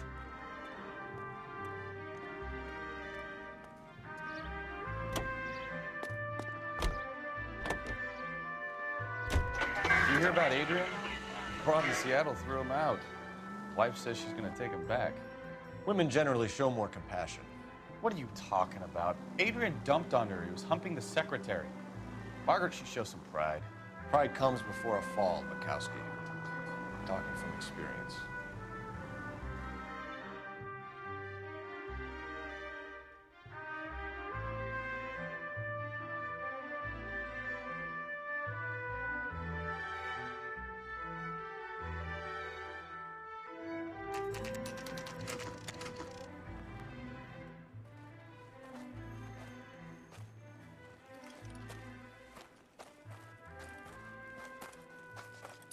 Phelps, traffic. I'm Officer Houlihan. Car's down the alleyway, detectives.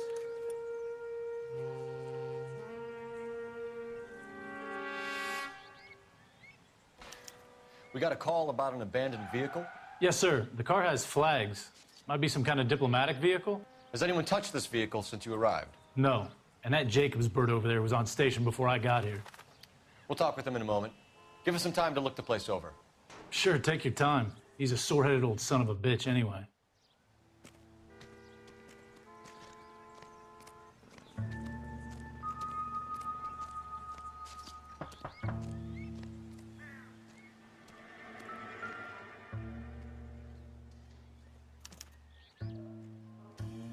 It's owned by the Argentinian embassy.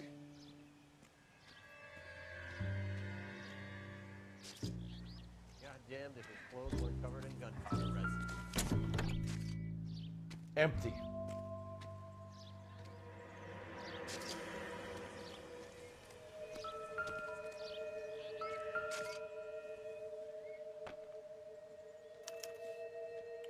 Stealing the wheels is for amateurs. Car ring would have stripped it in a warehouse.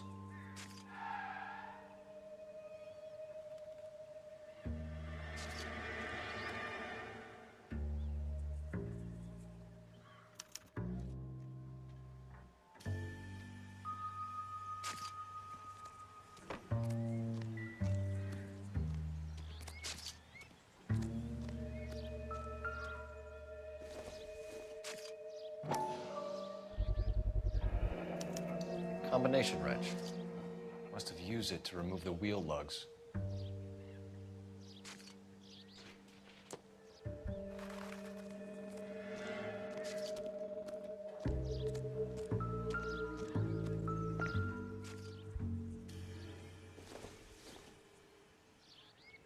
Incidental.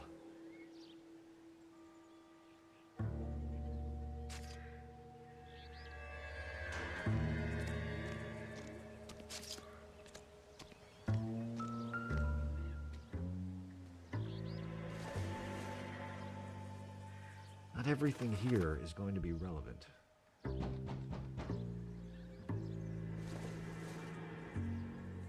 Doesn't tell me anything.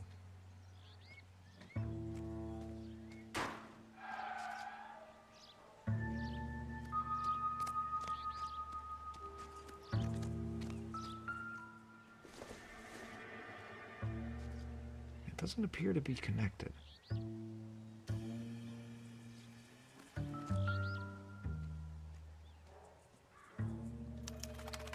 taking the flag as a souvenir. Can't have any street value.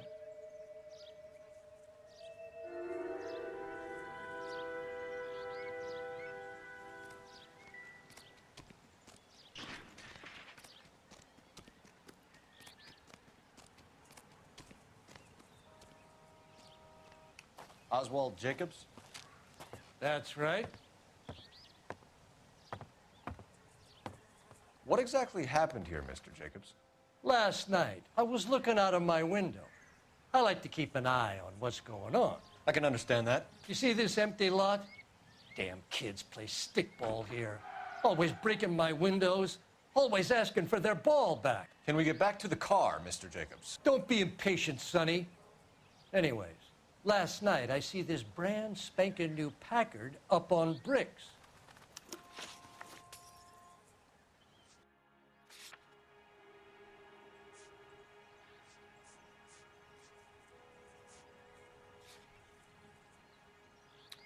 Did you see who stole the Packard? Hell yes, I did. I saw 3 goddamn Mexicans going to work on it.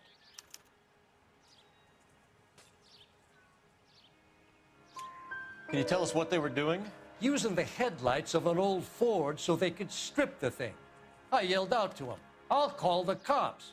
So they loaded up their car and drove off, tooting and hollering and yelling obscenities at me in Mexican. You speak Spanish, sir? No, I do not. After the Mexicans left, you didn't go anywhere near the car? After I scared them off? No, I didn't go anywhere near that car.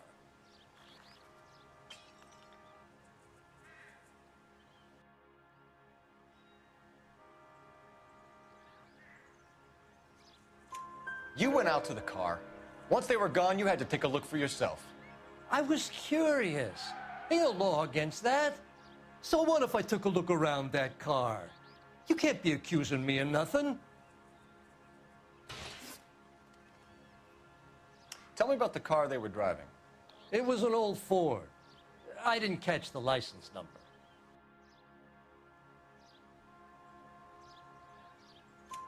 You look like the kind of guy who notices details.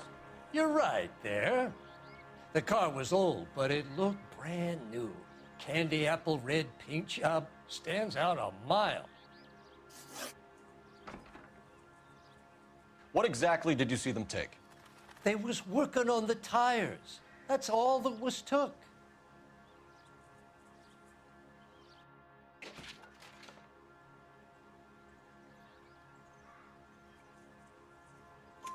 Right. So what did you take, Jacobs? Do you want my partner to pat you down? I found a notebook in the glove compartment. I was going to show you. It's on the chair on my porch. Thank you for your help, Mr. Jacobs. You can speak to Officer Thibault about signing a formal statement. When you get the car out of the way, maybe you could come back and do something about those kids. Well, how about we bring you an umpire's mask?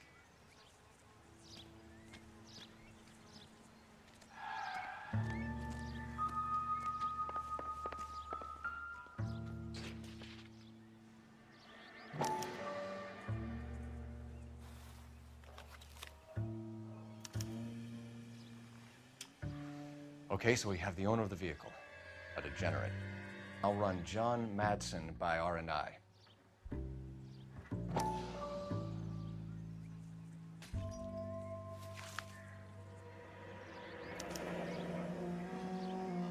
Contact details on a William Dewey. This looks like business rather than pleasure.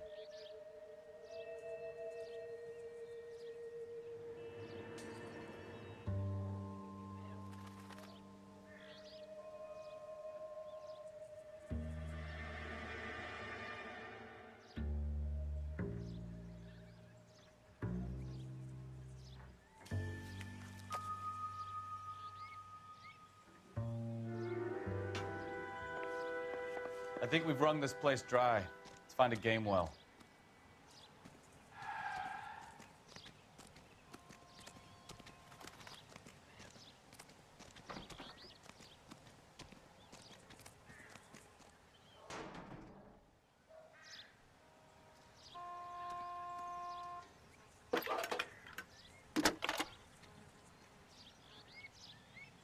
Cole Phelps, badge 1247.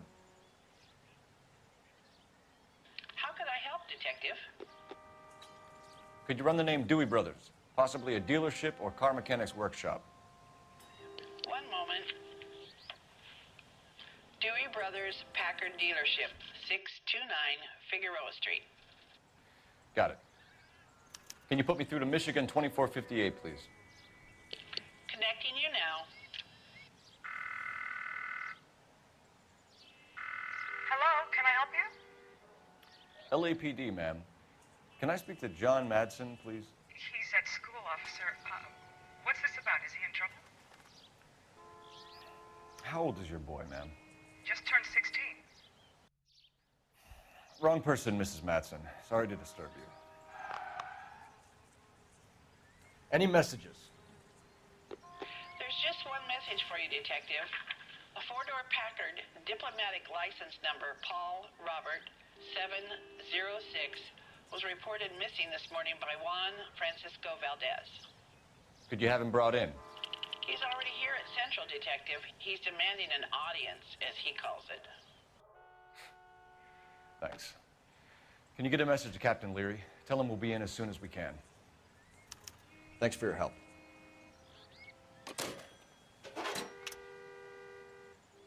Can you cordon off this lot until we have the vehicle impounded? Yes, sir, Detective. We'll follow up on the owner. Get a statement from Jacobs, and I'll read your report back at the station. We can visit the Packard dealership or head back to Central and interview this Valdez character. Your call.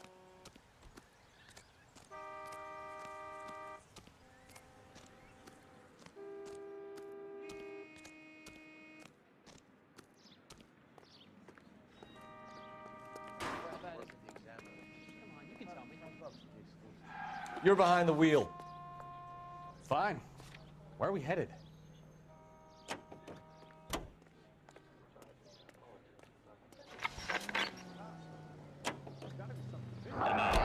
This has got to be the 50th abandoned vehicle call we've got this year. One more, and I'm going to go crazy.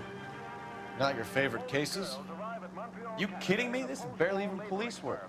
Of all the bad guys in this city, we get lumped with the ones who can't even be bothered to keep what they steal. Who will work in a rayon mill at Saint-Georges-de-Beauce.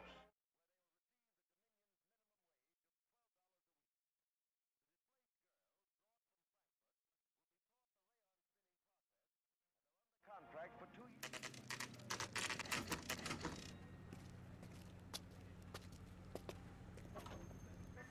Do we have a Juan Francisco Valdez in for questioning? Sure do, Phelps. Your bird's an interview, too. And get this, he's wearing gloves and doing his best not to touch anything. Can you beat that? Sounds like we don't want to keep this guy waiting. It's this way. Yeah, I'm thinking of moving up to 45. I want to stop him with one round. Can you take these bracelets off? I say we bust in there and find the goddamn. About time. Are you the senior officer I requested? I'm Detective Phelps, and this is Detective Bukowski. Have you any idea how long I've been waiting to speak with you? I am needed back at the consulate, and you keep me here like a common criminal. All right, friend. Let's take a deep breath and start all over again. Mr. Valdez. Consul General. I insist on my full title.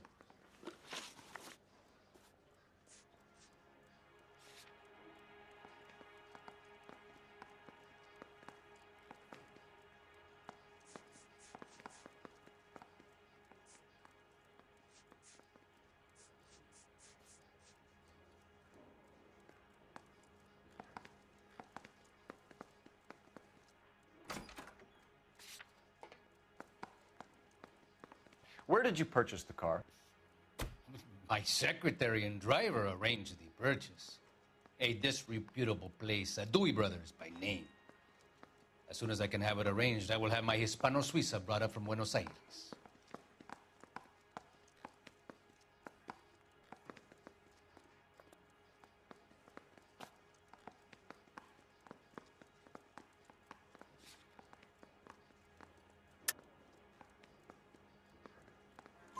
Bought a Packard, Valdez? A snob like you doesn't drive an American car. I want answers or I'll smack you around the teeth.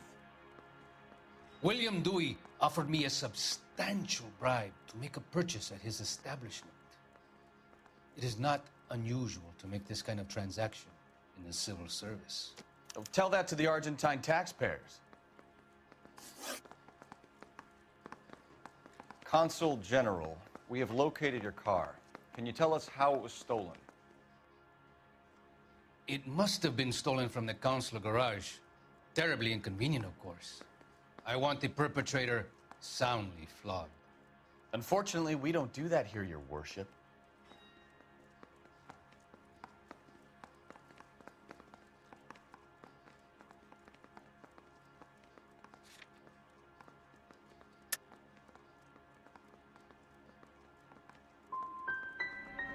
You didn't use the car last night? For dinner, yes. But it was back in the garage by 9. We'll be in touch, Consul General.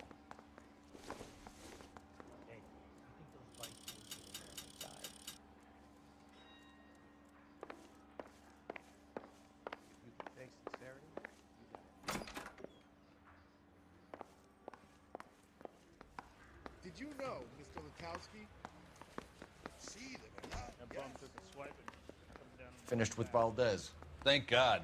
I'll get rid of him in a couple of hours. Can you get me a coffee? That's correct.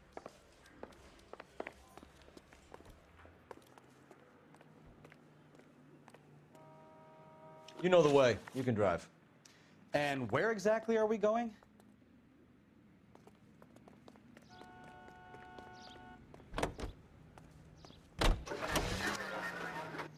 Mr. Valdez moves in some peculiar circles for an international bon vivant. Ah, English, please. See, this is why nobody invites you out for drinks. It's just very industrious of him to be so involved in matters of consular transportation. All right, you're making it worse now. I think what you're trying to say is that lover boy in there is as full of crap as a Christmas goose. That as well.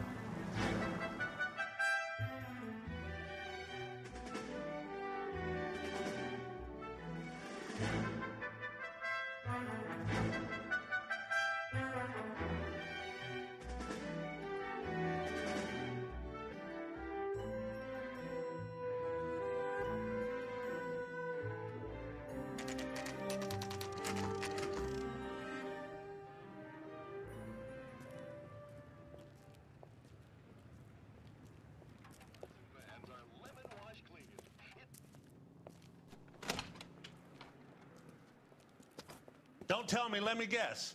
You were making your way past the lot, caught sight of the new model 4-door, and couldn't help yourself. You could see yourself in that car and just had to take a closer look. Well, I can't say as I blame you.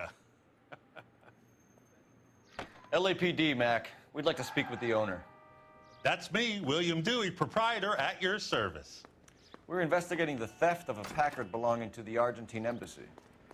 Are you missing a combination wrench? I don't know, Detective, but I know how we can find out. Follow me.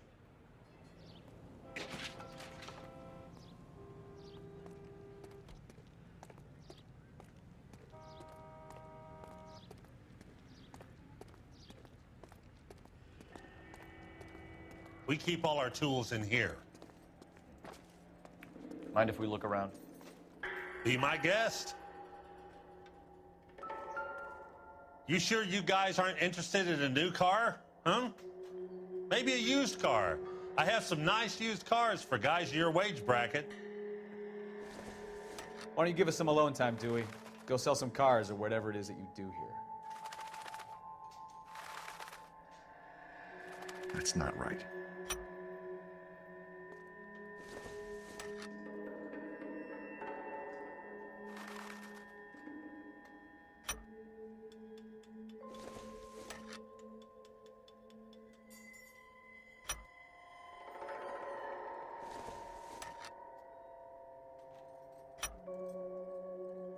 One left. Gabriel Delgado is missing a 3/4.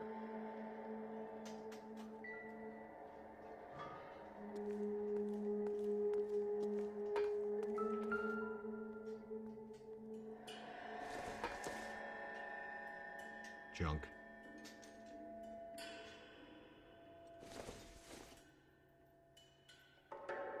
no good to me.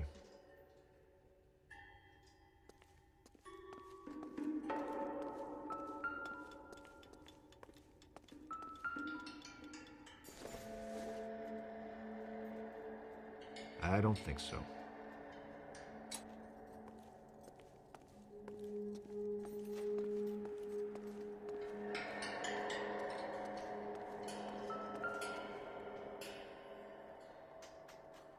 No good. We need diplomatic plates.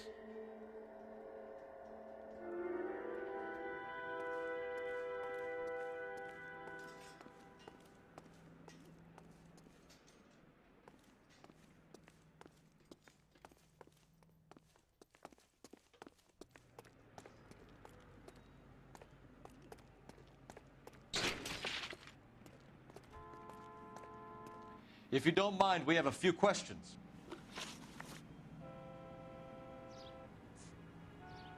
Where can we find Delgado? I don't know. He sure as hell isn't here.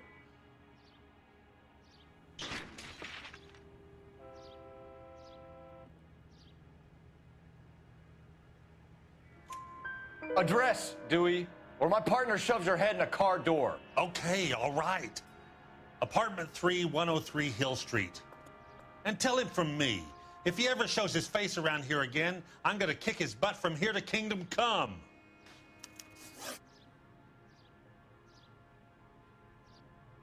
Packards are great cars, but this doesn't look like the kind of place favored by foreign embassies. How do you know Valdez? I don't know Valdez. The embassy bought the car. All I know is he must know a quality car when he sees one.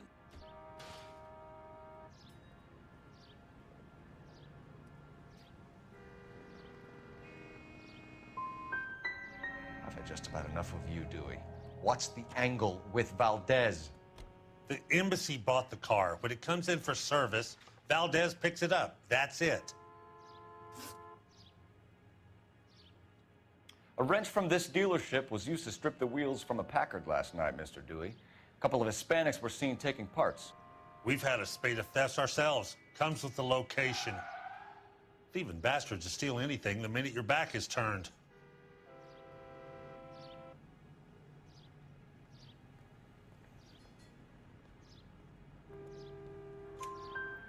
What are you hiding, Dewey? Spill it.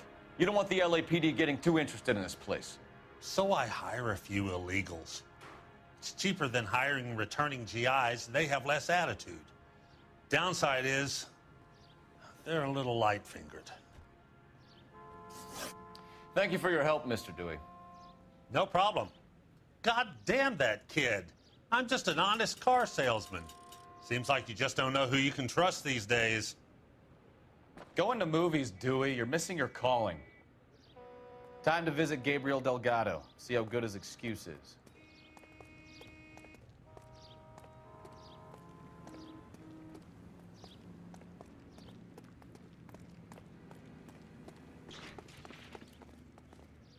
Can you drive to this one? All right. Where to?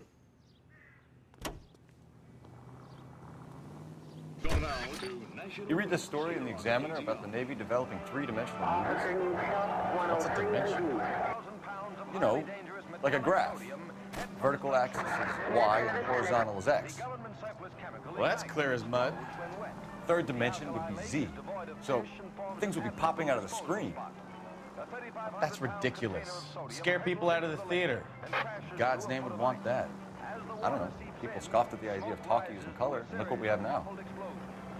The acrid clouds billow several thousand feet.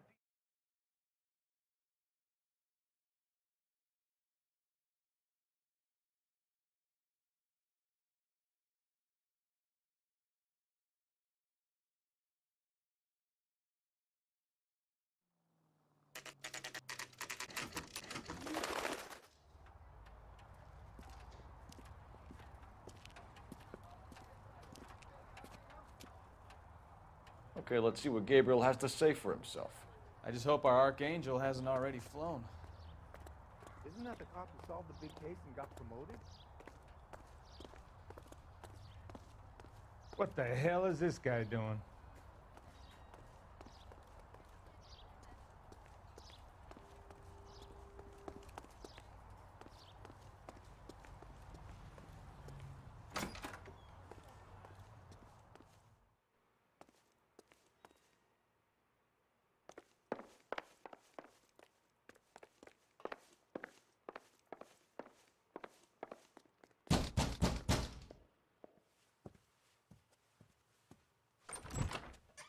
Yes.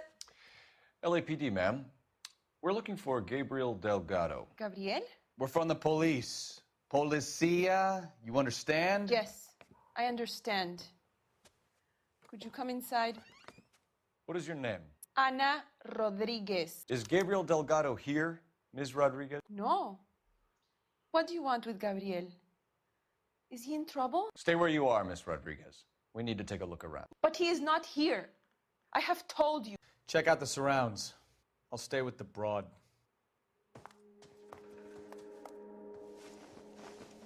So how far along are you, Anna?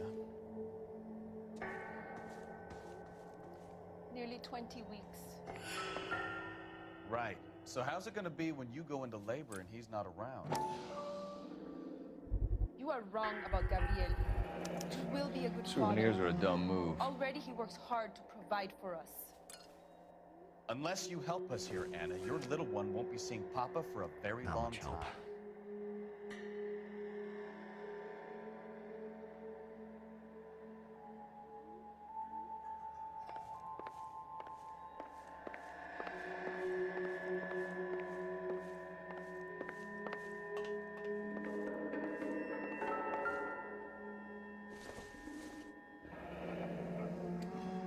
Difficult to tell whether it's the suspect vehicle from the scene. Certainly Gabriel's pride and joy.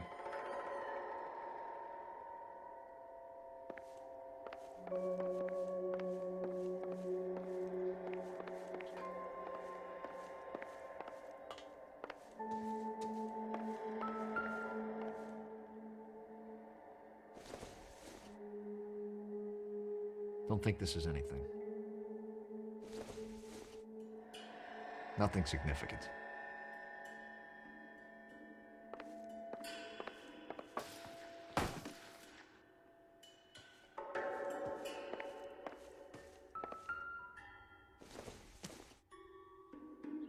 It would take a smarter man than me to connect that.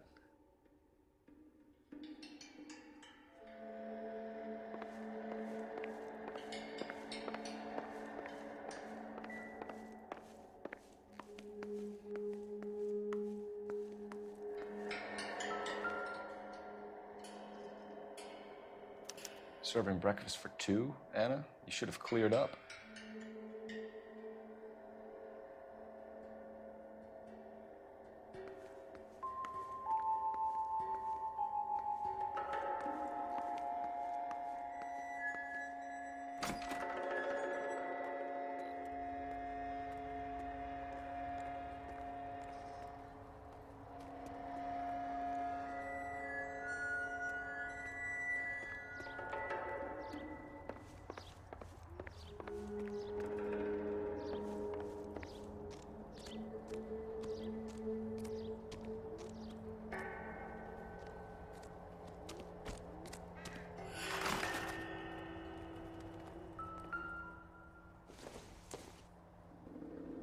I doubt it.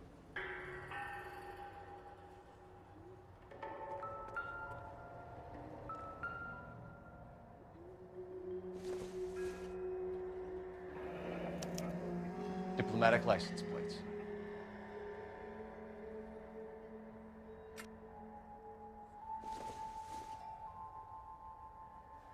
Nope.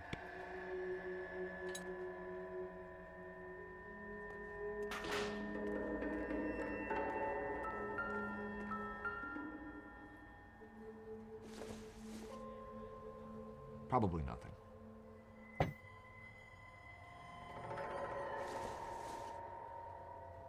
Optimistic, Cole.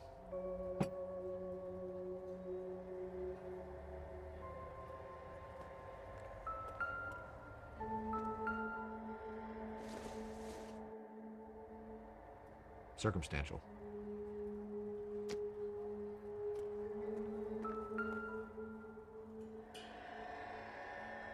It looks like Valdez gets his wheel back.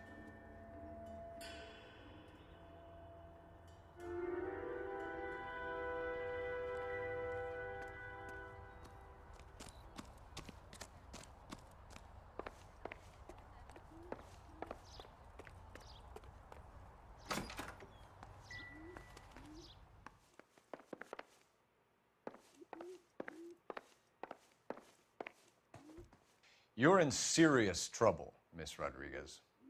But Gabriel is not here. I have done nothing wrong. Tell us the truth, Anna. Has Gabriel been here? I haven't seen him for at least 3 nights.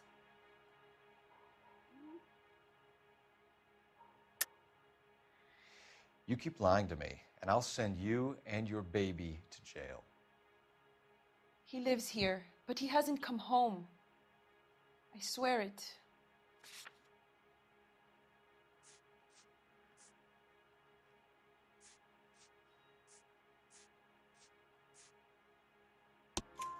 Enough, Anna. There are signs all over this place that he's been back. He was here last night. I have never seen him so angry. He went out to his shed and put some things in it. I don't know what, and I don't want to know. I love him. Why did he steal the car, Anna? The customer insulted him. He has his honor, no?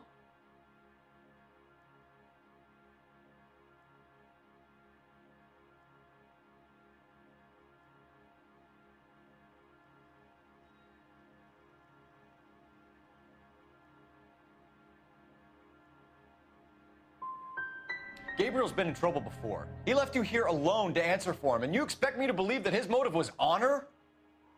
Please don't yell at me. I've done nothing wrong.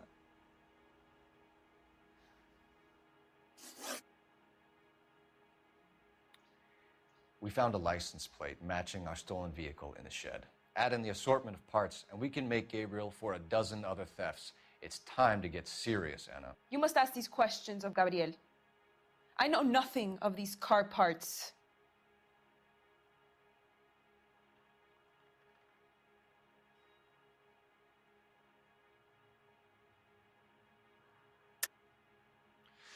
You're lying, Anna. I think you're a willing accomplice in these robberies. What proof do you have that I stole the cars?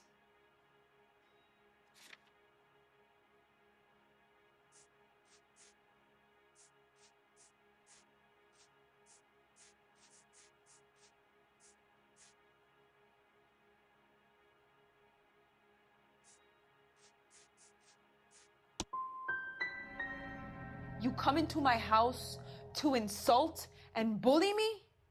I have known many policia like you. Gabriel wasn't at work. Where can we find him? He said he would never go back. Gabriel is out driving around in his car.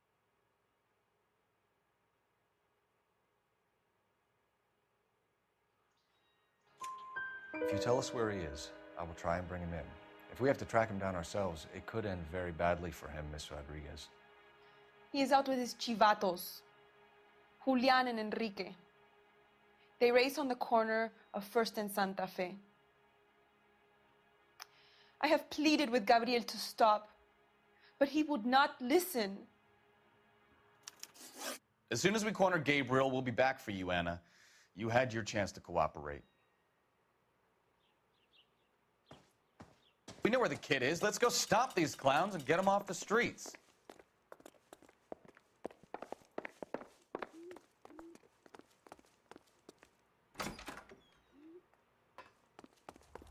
Isn't that the cop who solved the big case and got promoted?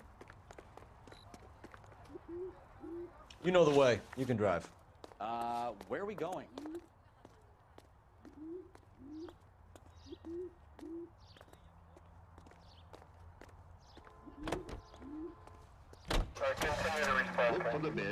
What kind of man leaves his pregnant girlfriend at home while he goes off to play cars? Pregnant girlfriends aren't always a barrel of laughs. Everyone needs to let off a little steam. Some guys wouldn't come back home at all. Are you talking from experience?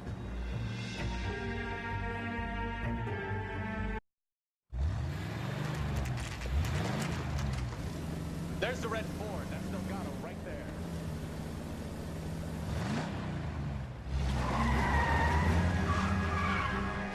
Quick! They're getting away! Phelps, 1247. Requesting assistance at First and Santa Fe. Reports of an illegal street race. Stay on Delgado. It's getting away. Quick as we shut one of these races down, another one springs up somewhere else. Kids used to steal cars to sell them. Now they just want to wrap them around a lamppost. The next 16-year-old I have to peel off the sidewalk, you're calling them out. I've had enough of those to last me a lifetime. Delgado is our boy. Forget the others. We're gonna lose him.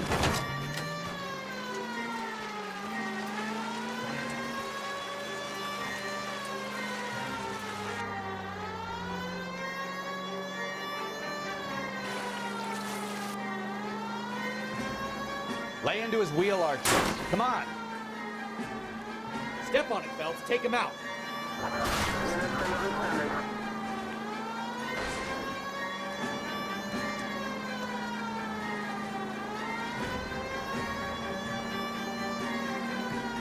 Enough games, Phelps. Take this guy out.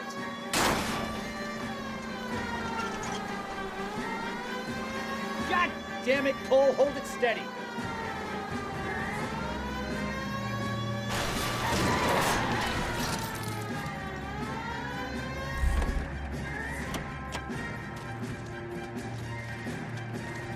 Gabriel Delgado, you're under arrest for Grand Theft Auto. Fuck you, puto! You should speak to the maricón. Valdez, I showed him. Now who's a man? I should have burned his fucking car.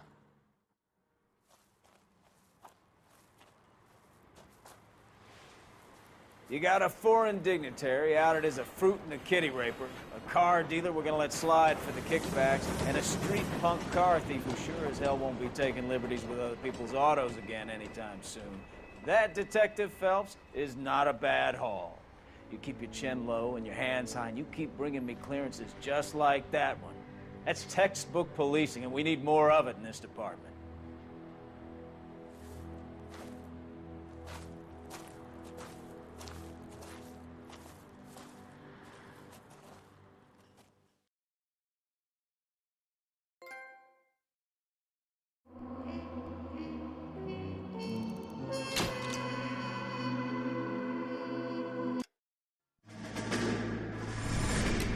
You have any plans for weekend Liberty, Jack? My sisters have been working in Los Angeles in a bomber factory. They're coming down to visit. I'm meeting them at the station at 6. Good for you, Jack. Are they cute? They're my sisters, Hank. Attention! Final inspection before Liberty.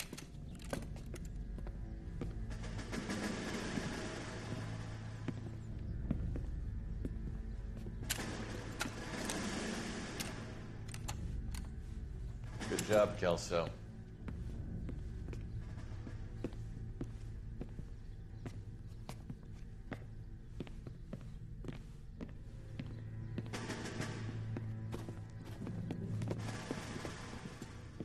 Are we going somewhere, gentlemen? Full inspection. It had better be exceptional if any of you want liberty this weekend. Kelso, this carbine. The bore is dirty. No, it isn't. Are you arguing with me, Kelso? Do what you need to do, Sergeant. You know the bore is immaculate. Weekend liberty canceled. 2-day field drill. Clean this rifle. No. Do you know the penalty for insubordination, Kelso? Jack, don't do it. Forget him, Hank. He doesn't have what it takes. Are you two finished? Are you going to clean this rifle? No, Sergeant. Cole is right. I'm going to stop playing games and join a rifle company and fight the real enemy.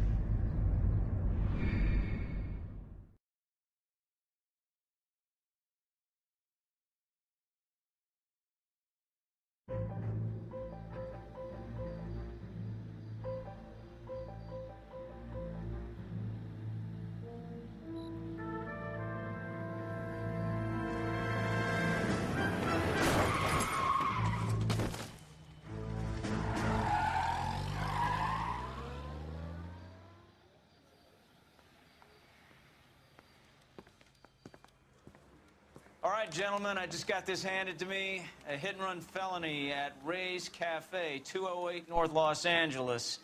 Got a patrolman on site. The coroner's on his way. Get down there, see if you can find any witnesses who can put a make on the car. Mouthpiece tore strips off me at the grand jury. Case got thrown out. Now the DA wants...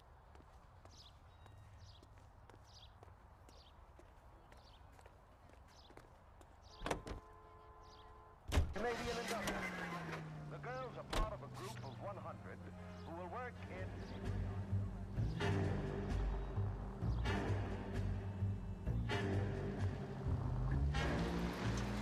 What kind of man leaves his pregnant girlfriend at home while he goes off to...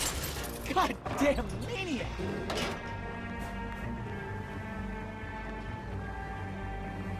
Pregnant girlfriends aren't always a barrel of laughs. Everyone needs to let off a little steam. Some guys wouldn't come back home at all. Are you talking from experience? Quick as we shut one of these races down, another one springs up somewhere else. Kids used to steal cars to sell them. Now they just want to wrap them around a lamppost. The next 16-year-old I have to peel off the sidewalk, you're calling the mother. I've had enough of those to last me a lifetime.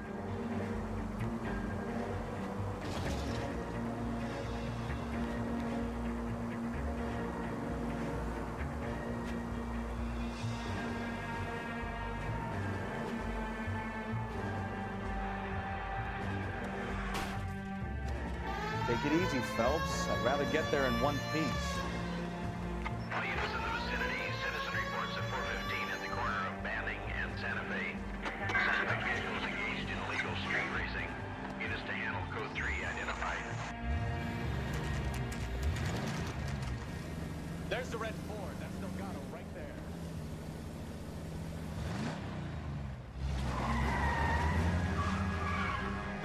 Quick! They're getting away! Phelps, 1247. Requesting assistance at 1st and Santa Fe. Reports of an illegal street race. Stay on Delgado. He's getting away.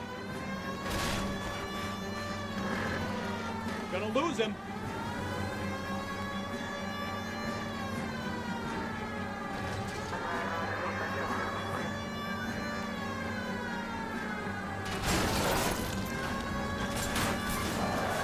Delgado is our boy. Forget the others.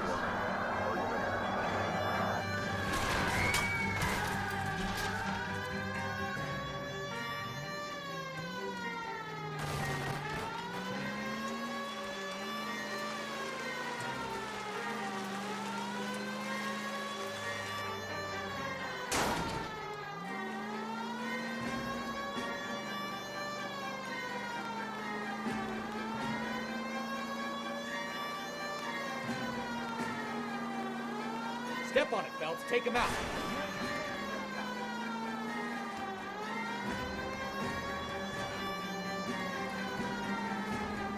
Come on, you're getting creamed by a kid in a red Ford.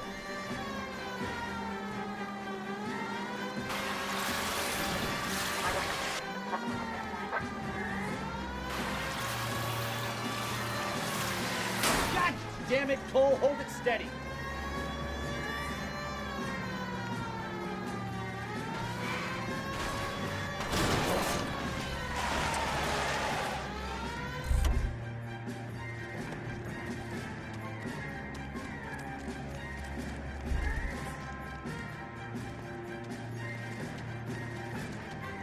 Gabriel Delgado, you're under arrest for Grand Theft Auto.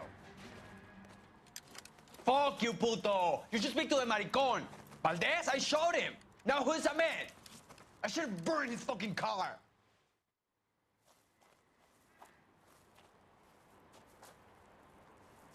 You got a foreign dignitary outed as a fruit and a kitty raper, a car dealer we're gonna let slide for the kickbacks, and a street punk car thief who sure as hell won't be taking liberties with other people's autos again anytime soon. That, Detective Phelps, is not a bad haul. You keep your chin low and your hands high, and you keep bringing me clearances just like that one. That's textbook policing, and we need more of it in this department.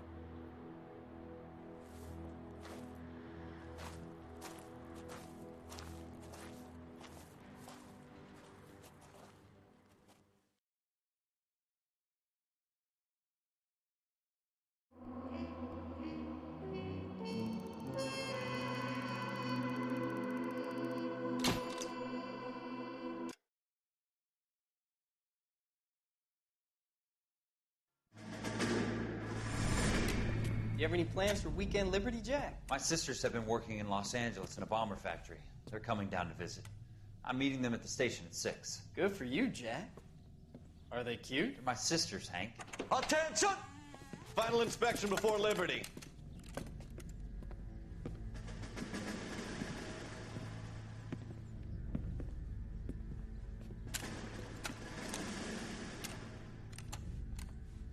Good job, Kelso.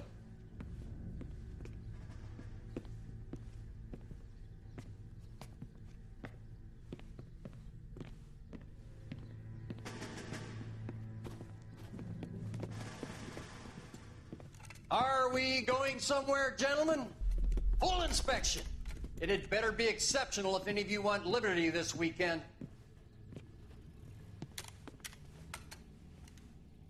Kelso, this carbine. The bore is dirty. No, it isn't. Are you arguing with me, Kelso? Do what you need to do, Sergeant. You know the bore is immaculate. Weekend liberty canceled. 2-day field drill. Clean this rifle. No.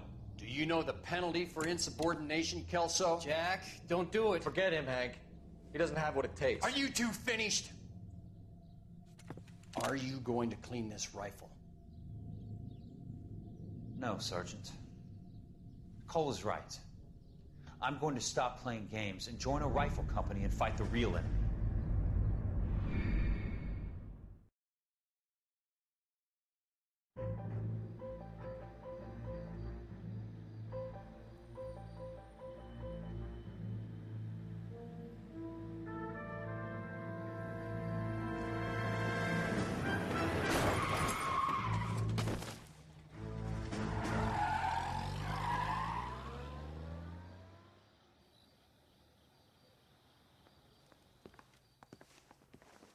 All right, gentlemen, I just got this handed to me. A hit-and-run felony at Ray's Cafe, 208 North Los Angeles. Got a patrolman on site. The coroner's on his way. Get down there, see if you can find any witnesses who can put a make on the car. Yeah, I'm thinking of moving up to a 45. I want to put him down in 1 round. Door knocking all morning. I got to make in the car in the end. I'm gonna make him take you to the pictures tonight. Hey, fuck you, asshole! That's okay. I don't want to be rude, but I ain't got time to talk.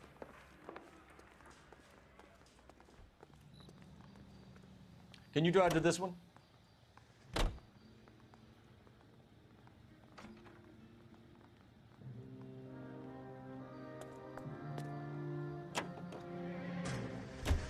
Looks like the DA is going to press charges. And Rodriguez might do time. I'll speak to the DA. She suffered enough. I don't know, Cole. She's an easy make, and the DA likes convictions. I'll convince him to let it go. How you do that? I'll give him something better.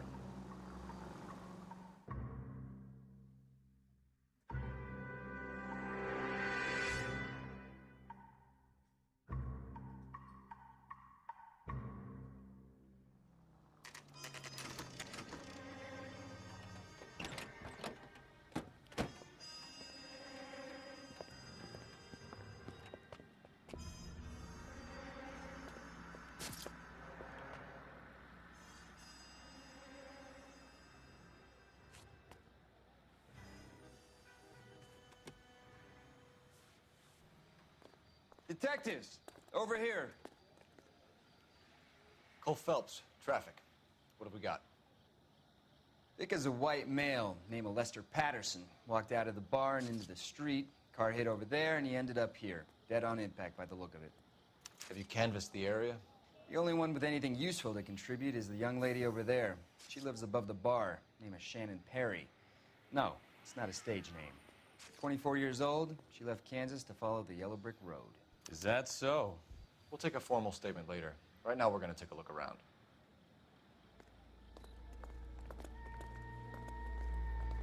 Phelps? You should take a look at the body. Poor guy didn't stand a chance.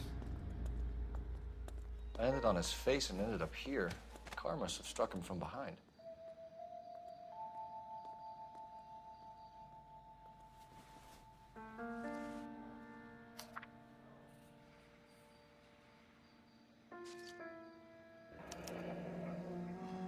Addison has life insurance.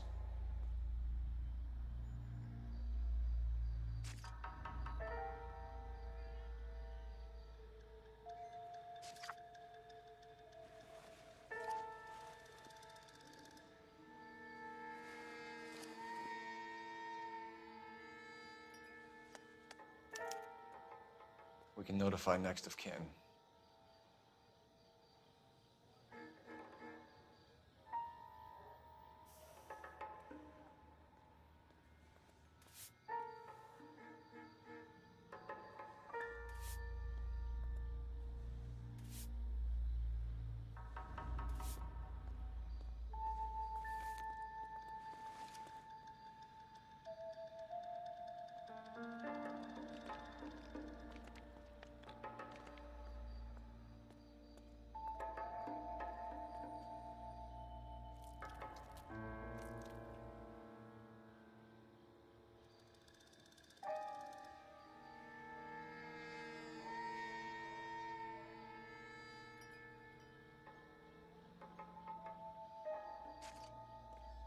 What have you got on the victim?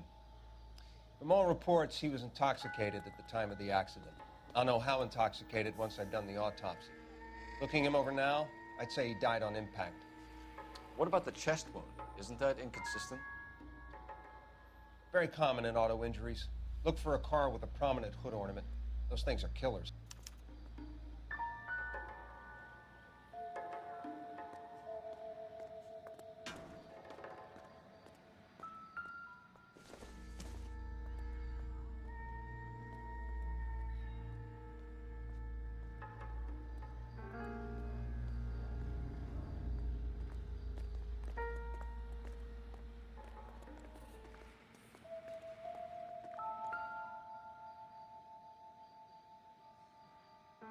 Body traveled a good 20 feet. Another day, another dollar.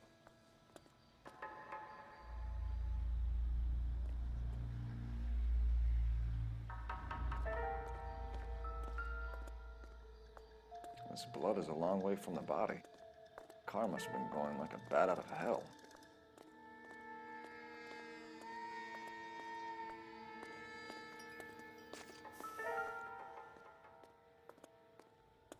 So the driver managed to brake before the impact.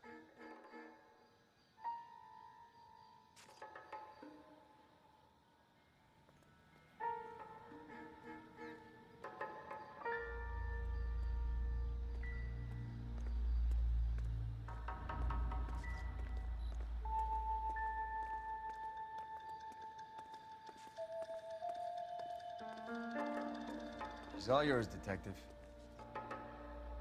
Miss Perry? Yes? I'm Detective Phelps. This is my partner, Detective Bukowski.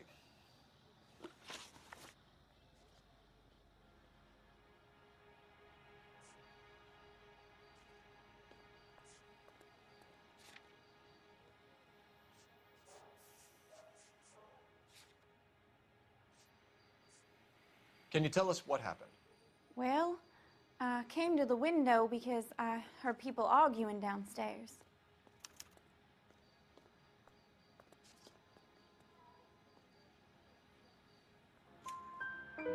Then what happened? I saw a car hit that poor man and knock him down the street.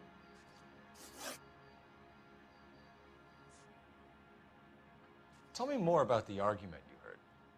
Well, there were two voices. A man and a woman, that's all.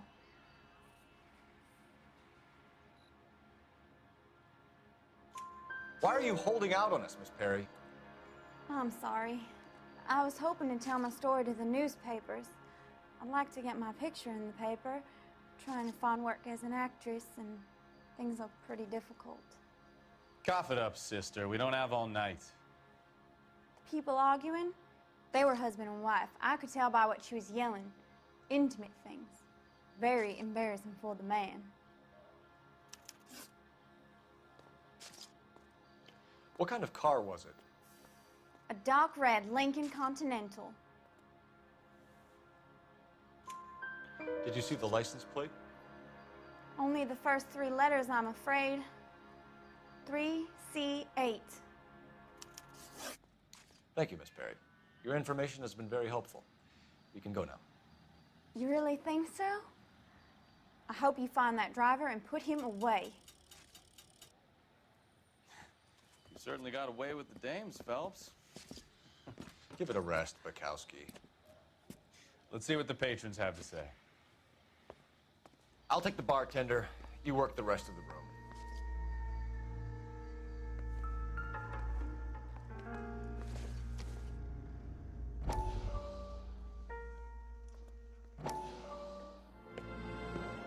Courtney, come in. Have a seat. Thanks, Doctor. How are you finding working at the clinic? It's, fine.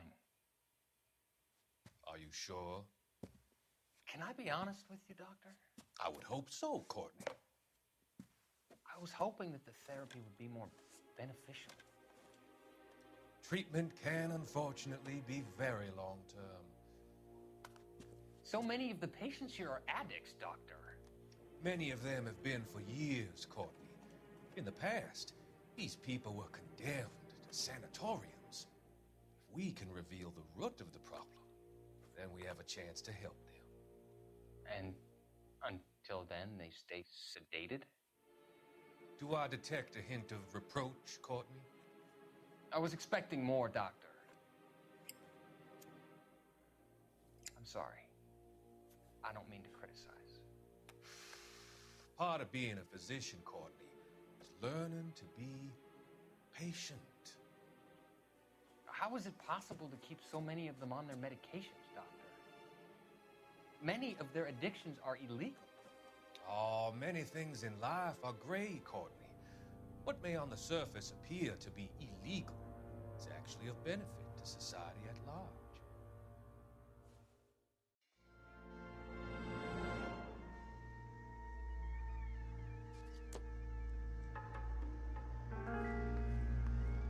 I'm Detective Phelps of the LAPD. How can I help, Detective? Your name would be a good start. Dudley Lynch. Hired help. I run the place when the owner ain't around. Where is the owner? He stepped out. Somebody had to take Lorna, Mrs. Patterson, home.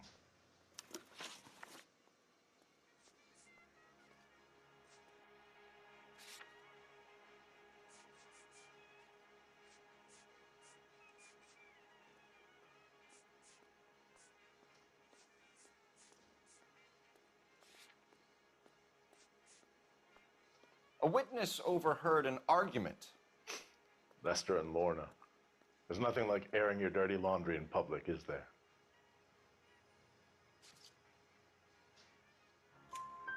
Why was Lorna Patterson in such a hurry to leave? What is going on here? Lorna was pretty upset, so Leroy took her home. Lorna and Leroy are close. They've been talking about opening a new bar. Leroy? Leroy Sabo, the owner.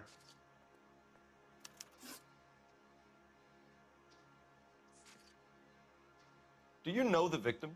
Yeah, Lester Patterson. He's a regular here, or he was.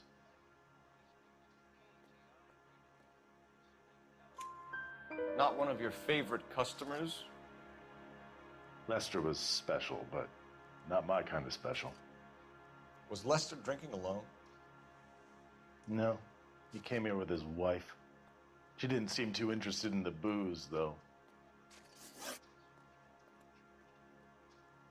What can you tell me about the accident? Not a lot. It was busy in here, and all I heard was the impact.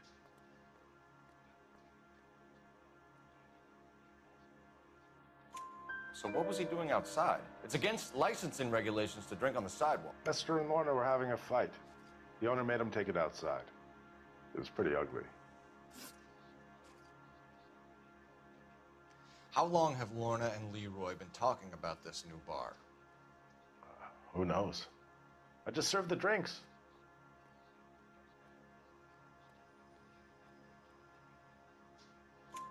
Bartenders hear all sorts of things.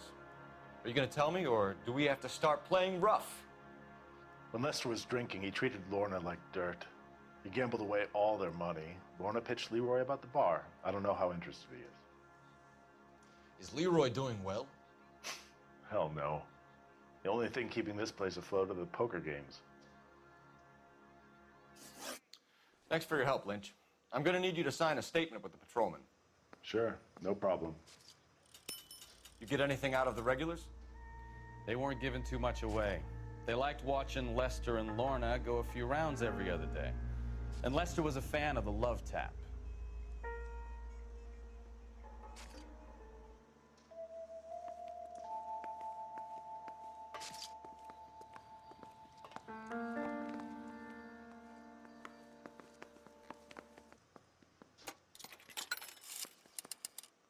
Operator, give me R&I. Putting you through now. Phelps, 1247. How can I help, Detective? I need to run a partial license plate, 3 Charles 8. Cross-check possible Lincoln owners. Suspect vehicle is a red Lincoln Continental. Just a moment, Detective. Only one possible make on that license. Registered to a William Shelton, 738 West Temple Street. Thanks for your help. Looks like we caught a break on this one.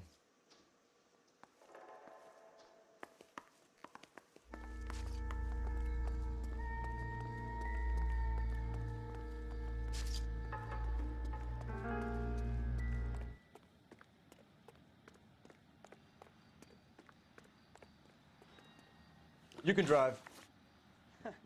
Do we know where we're going?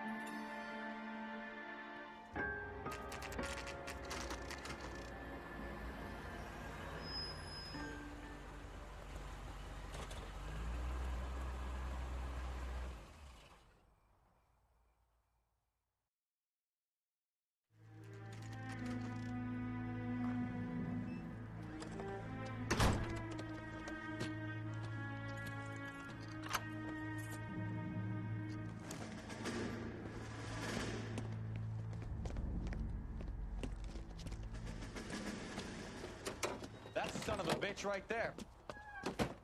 William Shelton? Yes? It doesn't look good, Shelton. You packing your bags and making a run for it? You know why we're here. Yes. The accident. We've got witnesses who can put this car at the scene, not to mention the physical damage. This is open and shut, Shelton.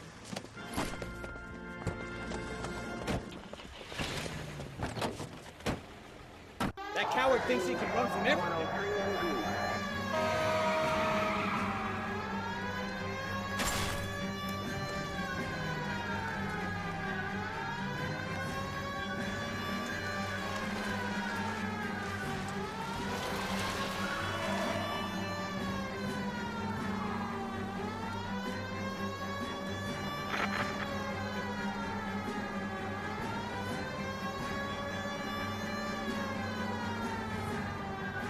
Enough games, Phelps. Take this guy out. No wonder he killed someone driving like this. Don't let that asshole get away.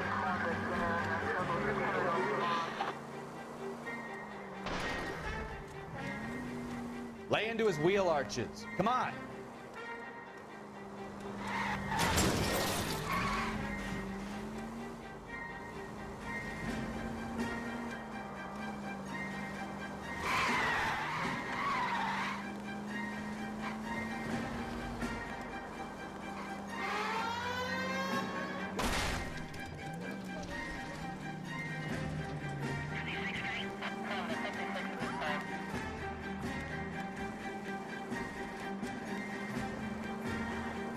He's heading into the station. Go on, get after him.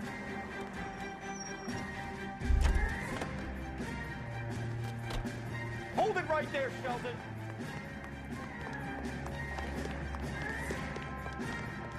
How does a vehicular manslaughter rap sound, Sheldon? I hit him. I admit it. I just panicked, but it wasn't my fault. What do you mean? The guy jumped right out in front of me. He came out of nowhere. There's nothing I could do about it. Why didn't you stop? I've had accidents before. That's it. We're done here. The DA is gonna love you. They weren't all my fault. I'm a surveyor. I need my license for my job. There were people around. A woman and a man were standing right next to him. I thought they could get him to a hospital. I'm telling you, it's not my fault. The guy is dead, Shelton. You can't be serious. William Shelton, you're coming downtown. We need to talk about a manslaughter charge. Leave the coroner and the paperwork. Procedure can wait.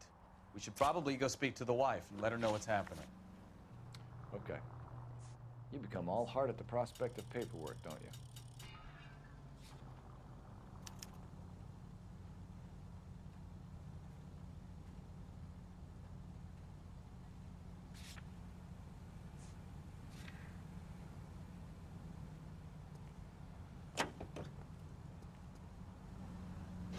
So the wife was there when it happened, but then left the scene. You're right. That's pretty unusual behavior. She could be in shock. I saw some people do some strange things in the war after their buddies got hurt. Maybe. Maybe she doesn't give a fuck.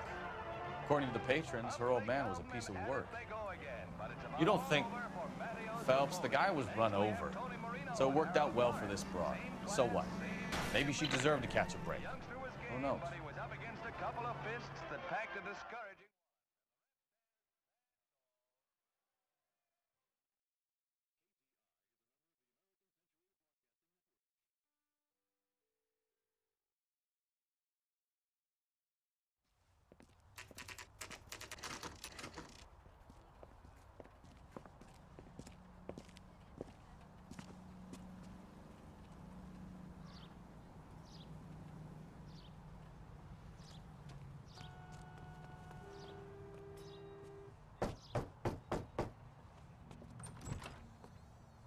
Yes? Hello? Mrs. Patterson. Is this about my husband? We're investigating the incident, ma'am. I see. Come in, won't you?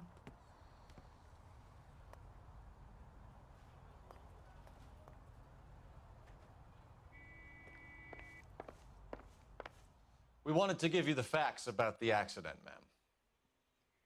I appreciate that, but I think I know most of them already, Detective. He was hit by a car, now he's dead. What more is there to tell?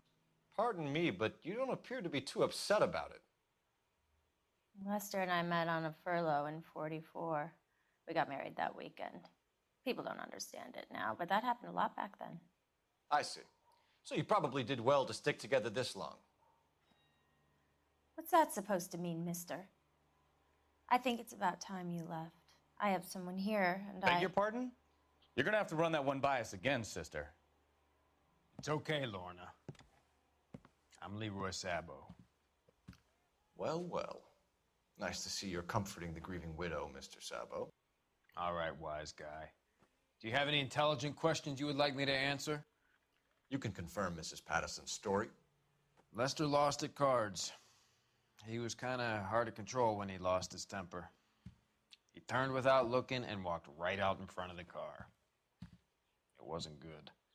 What's your relationship with Mrs. Patterson, Mr. Sabo? We're friends. Good friends. You expect me to believe that? Look, I was filing for divorce. Mental cruelty. Lester could be a mean son of a bitch. And Lester knew about that? No, I hadn't told him. Well, hasn't this worked out well for the two of you? I feel almost bad for busting in on this little rendezvous.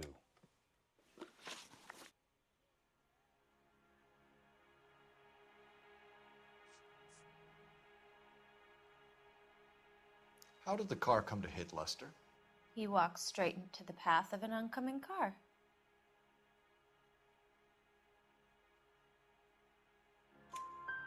You expect me to believe that, Lorna? It's all very convenient. Gambling for Lester was like the needle for a hophead. He was yelling at me. He was yelling at the whole world. kind of felt sorry for the driver. Poor guy had no chance. You were arguing in the bar and on the sidewalk? We were always arguing. So what? Admit it, you were baiting him, pushing his buttons. We can easily get the full story from the regulars in the bar. All right. Lester was playing cards out back. He lost, of course, and wanted back in. He suggested I earn the money on my back to get a mistake. That was the proposition he was putting to his so-called buddies. So maybe I was a little angrier than usual. Let's just say I took exception to his idea. The bartender said that you and Leroy were planning to go into business together. Can you explain how you'll get the money to do that? I have a little money saved away. You're being economical with the truth, Lorna. You want to back that up, little man? You increased the premium on Lester's life insurance. GI insurance policies have a $10,000 payout. It was Leroy's idea. Lester lived on the edge. He was always getting into fights, crap games, pinochle, you name it. Turns out it was good advice. It speaks to motive and premeditation, Lorna. You're forgetting the hit-and-run detective. You and Mr. Sabo have an interesting day. I'm sure we will, officer. Now, if you could both just leave.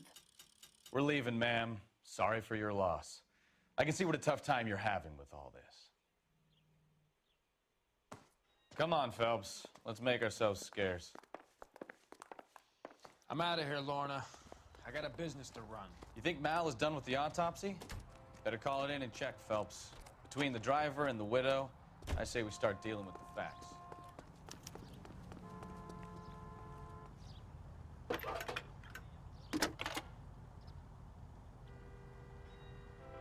Phelps, 1247. How could I help, Detective? Any messages? Just one detective from the coroner. Message reads, Phelps, see me at Central Morgue immediately. Results of the Pattison autopsy. Thanks, ma'am. That's disgusting. Didn't you ever hear of germs? He's good looking for police. You can drive. And where exactly are we going?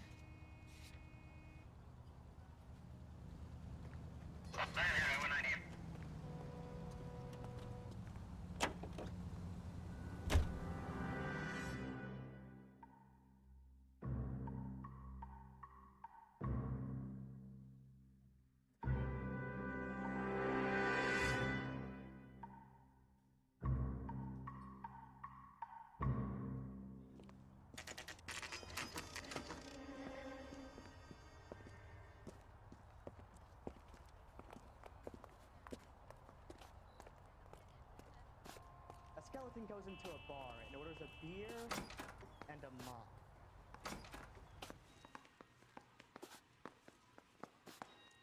This guy must have... We can put the driver in front of a judge in less than a week. You'd be making a big mistake. Run that by me again? The victim was dead before the car hit him. 2 puncture wounds to the right side of the thorax. Second puncture reached his heart. You're kidding me. Been doing this job 23 years, son. No one's ever laughed at one of my jokes. He was stabbed to death? Long, sharp knife. Length of a bayonet. So the hit and run was a cover-up? I'd say he was stabbed twice at very close quarters. Both wounds thrusting upwards and then pushed in front of the car. Easy, Tiger. Clever, really. I almost missed it. The trajectory of the wounds was all wrong if he was impaled by the hood ornament. Find the knife, detectives. Yes, sir. It all comes back to the crime scene. We need to hit Ray's one more time and trawl for evidence.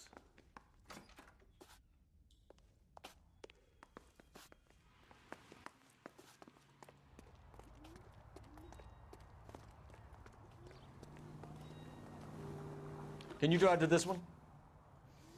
All right. Where to?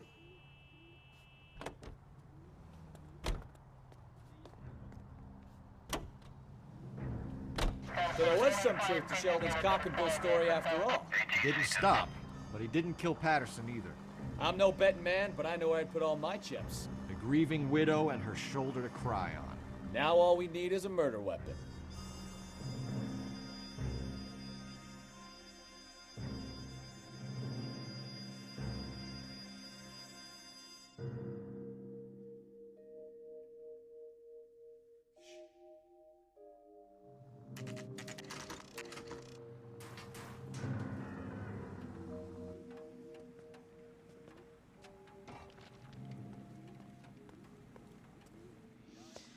Lester could be a heel, We just wanted but to check the crime scene over one that's more a lousy time, way Mr. for anyone Sabo. to go out. If that's all right. Can you be quick about it? Cops are bad for business. Really? We'll tiptoe, Sabo. You won't even notice us. All right, step by step, check every inch of ground.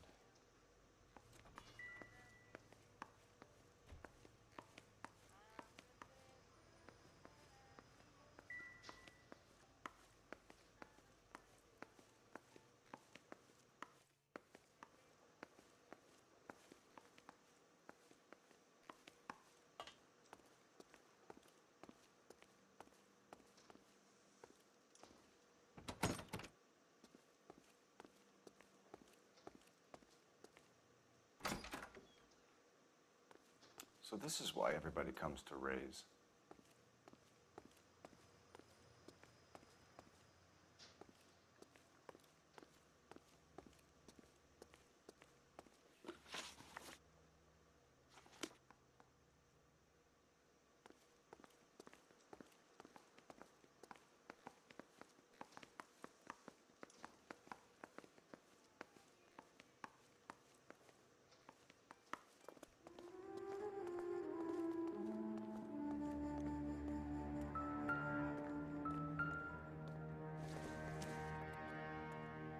Nope.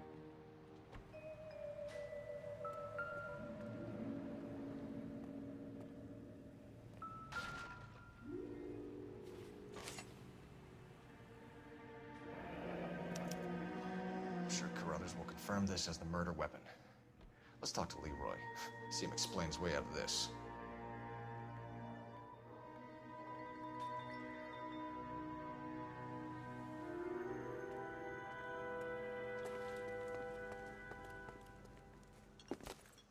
Leroy Sabo, you're under arrest for the murder of Lester Patterson. Not gonna happen, fellas.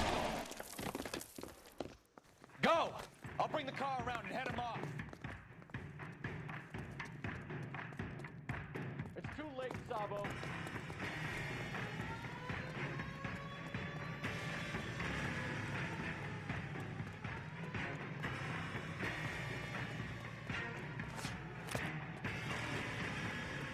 Sabo, stop or I will shoot.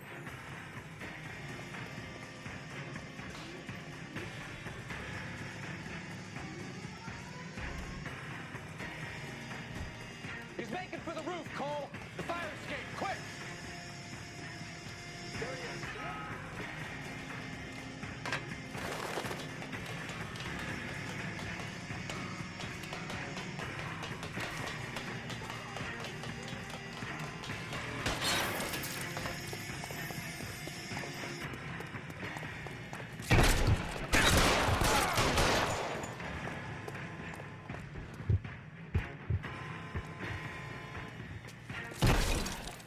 Reinforcements are on the way. Cease and desist.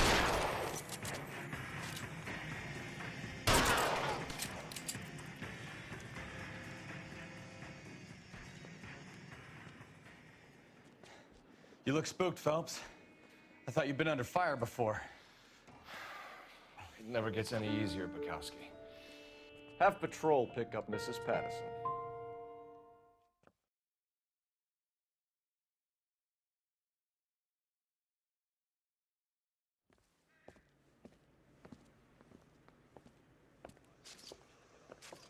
So, I give you a hit and run.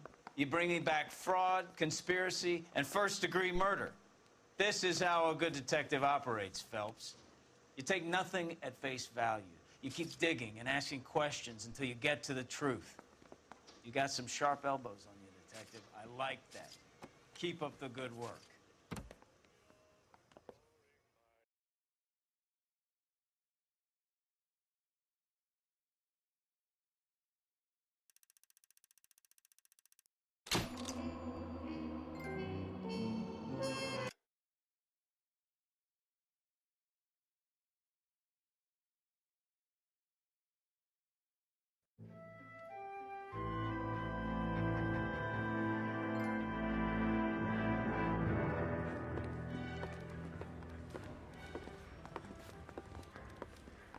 Phelps, Bukowski. B-Cop says he located a green Kaiser Fraser from the hot sheet. Address is 6 West 2nd Street. Get over there, see what you can find out. Go on. Sorry to inconvenience you. We're on it, Captain. Are you liquored up?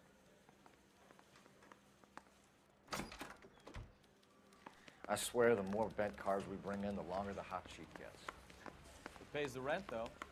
Keeps Mrs. Phelps in the manner to which she's accustomed. I'm not sure she'd agree with you. Passionate, romantic type like you, Cole? I don't believe you. You got a problem? No. I say we bust in there and find the... You know the way. You can drive.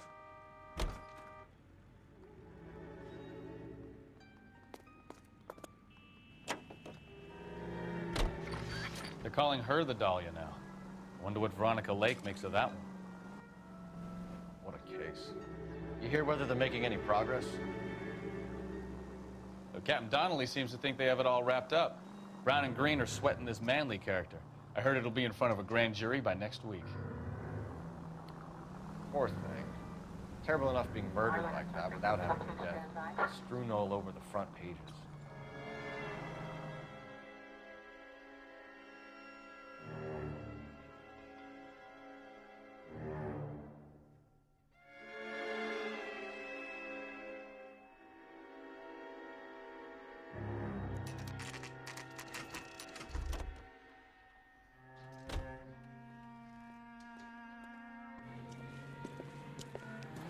That's the car, Cole. Just pulling out of the drive. Get him. Remember, we need him healthy enough to answer questions. 1247, Detective Phelps, requesting immediate backup in pursuit of a stolen green Kaiser Fraser from 6 West 2nd Street.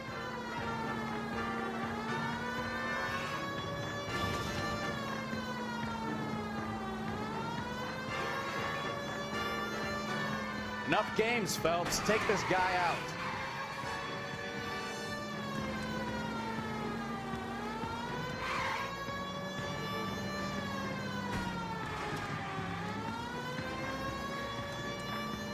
Lay into his wheel arches. Come on.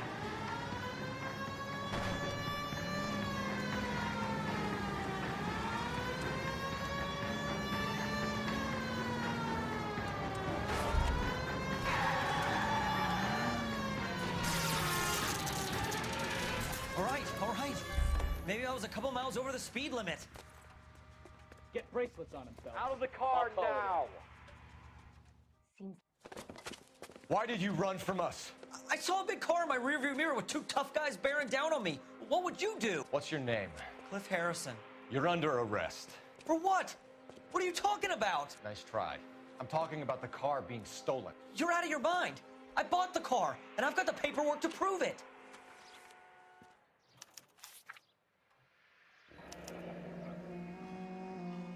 Looks like we'll have some questions for the people at Coombs Automotive.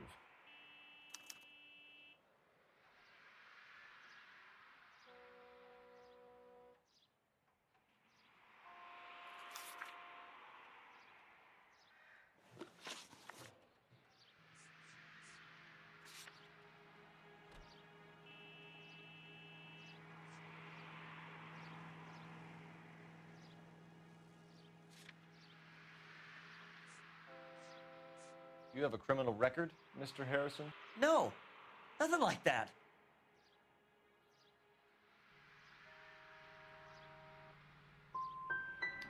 You expect us to believe you. Is that so much to ask?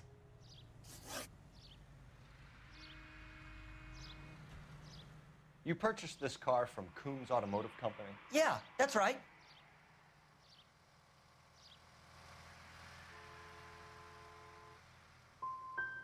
The car is on our list as stolen. We have you cold. It's time to come clean. You're crazy. I paid good money for this car.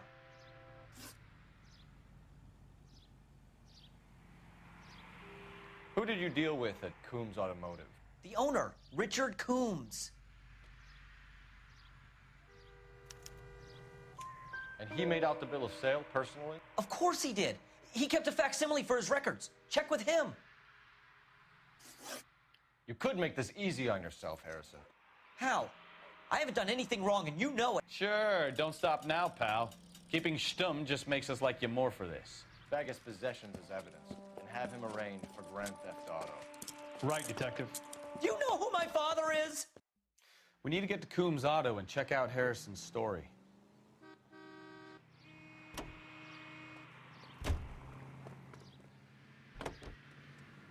So what?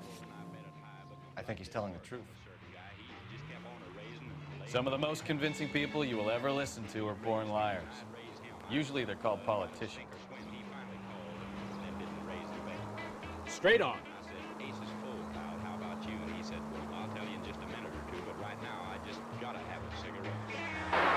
Paperwork all looked above board, and he seemed like a clean-cut kid. Uh-huh. Well, I get it now.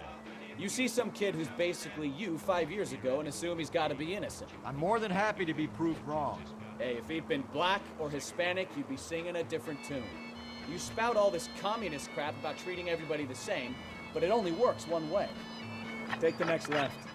I'm not sure that's communism, Stefan. Oh, God, please.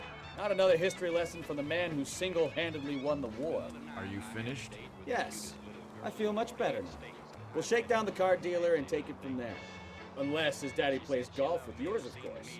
In which case, we'll give him a firm gentleman's handshake and be on our way. See? I knew you weren't finished.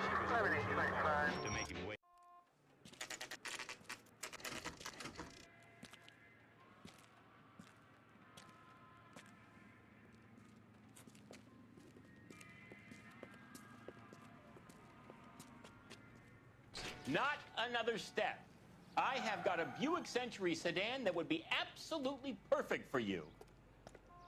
Detective Phelps, LAPD, are you the owner? That's right. Richard Coombs at your service. You looking to trade in a black and white, boys? Mr. Coombs, we're investigating an auto theft. A man by the name of Cliff Harrison claims he bought the car here. Well, some people would say that my cars are a steal. That's a joke, son. Very amusing, Mr. Coombs. I remember Harrison. It was a green two-tone Kaiser Frazer, if I remember rightly. Do you have the bill of sale? It's in my office. Walk this way.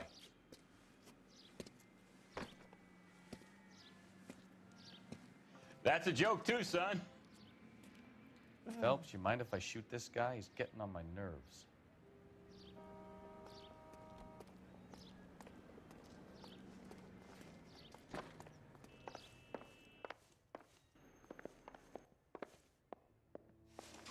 Here it is. Got the original pink slip there, too.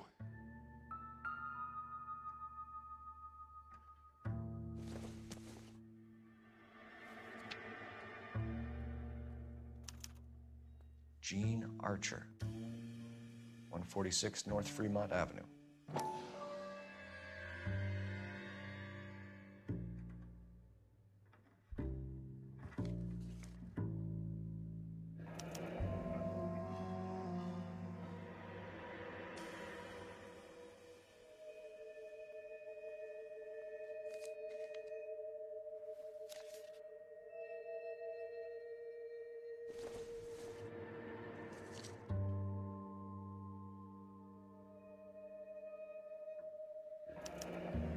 Harrison's purchase receipt was legit, at least.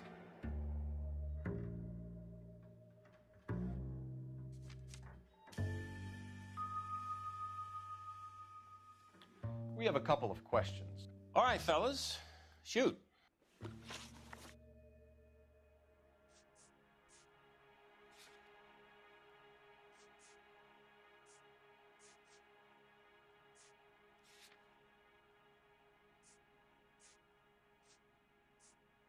Do you know anything about the company that prints these pink slips?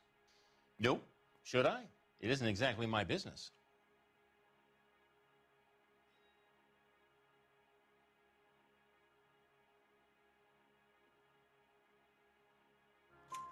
It says Marquee Printing.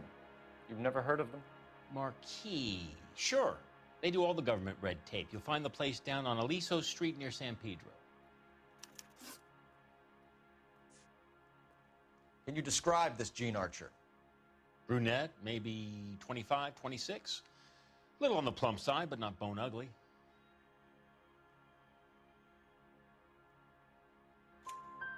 What was your impression of her?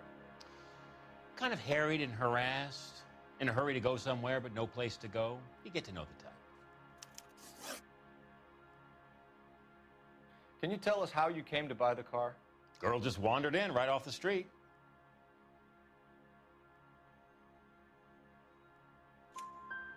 Nothing unusual about the car. Not really my usual type of vehicle. The price was certainly right, though. Nice girl, but about as sharp as a bag of wet mice. Did you pay with check or cash? A check. She wanted it made out to cash, but I insisted. Man has to watch his cash flow. What name? I made it out to Gene Archer on the Bank of Arcadia. This was all above board. Yes, of course it was.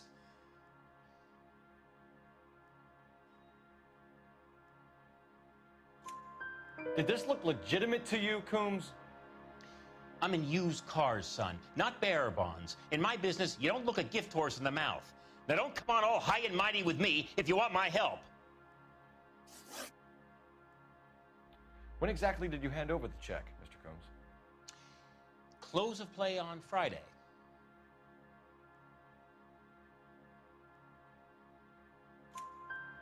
Why didn't you pay her cash? You knew the car was dirty. I had an inkling. When people are in a hurry for money, always pay by check, son. Gives you a couple days to back out. Thanks for your help, Mr. Coombs. We need to continue the investigation. Hope you sort out your problem with Mr. Harrison. Go easy on him, son. Boy's about as sharp as a bowling ball. He's built too low. The fastballs fly over his head. Let me shoot this guy, please. You have a pleasant day, Mr. Coombs.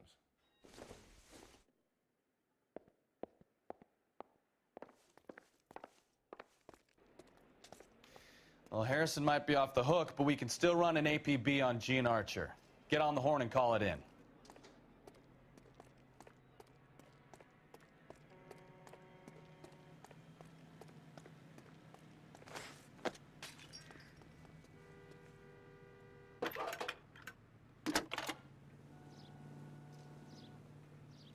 Phelps, badge 1247. How can I help, Detective?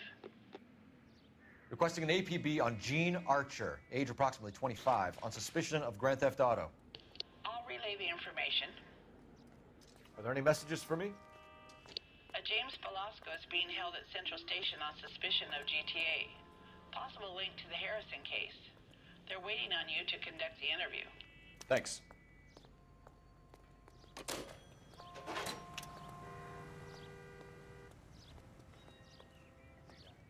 I heard he's an honest cop. Now there's an honest one. You're behind the wheel. Fine. Where are we headed?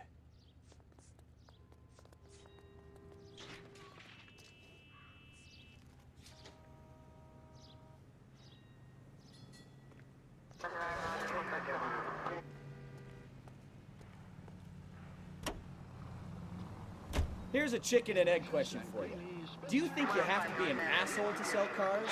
Or that selling cars turns you into an asshole? You've got it in for everyone today, haven't you? I've always got it in for car salesmen. Doesn't matter what day it is. And why do they always think they're comedians when they're about as funny as a heart attack? Maybe the more annoying they are, the quicker you sign on the dotted line, just to get the hell out of there. Brands, 8 out of 10 say Spencer's.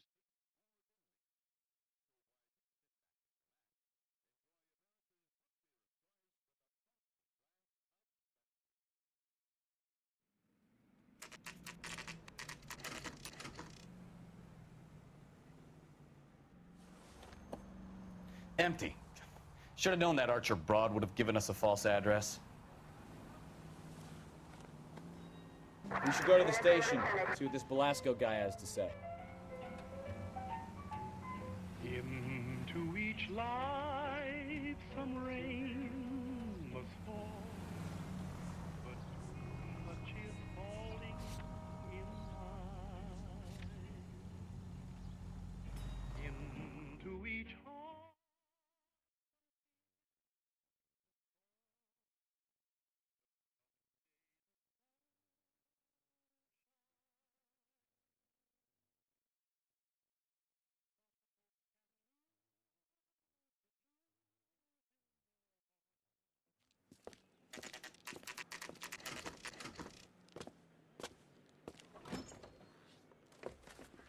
Detectives, Velasco is prepped and ready in 2.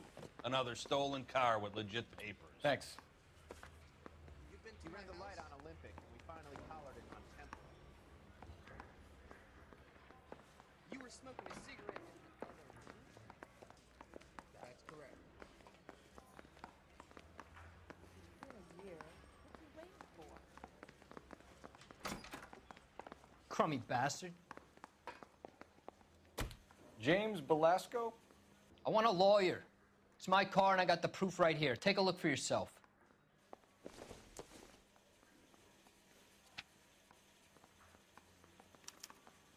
The paper is real enough, Velasco, but the car isn't yours. This pink slip is a forgery.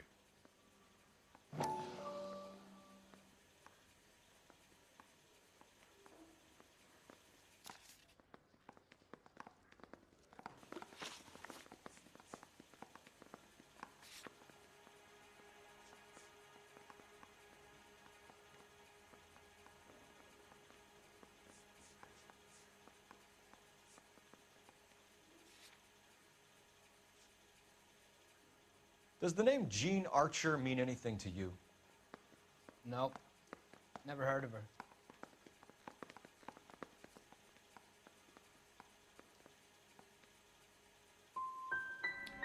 You want my partner here to convince you that you do know her? I'm giving you the straight dope. I don't know no Jean Archer. Where were you taking the car, James? Blow it off, greenhorn. You'll get nothing from me.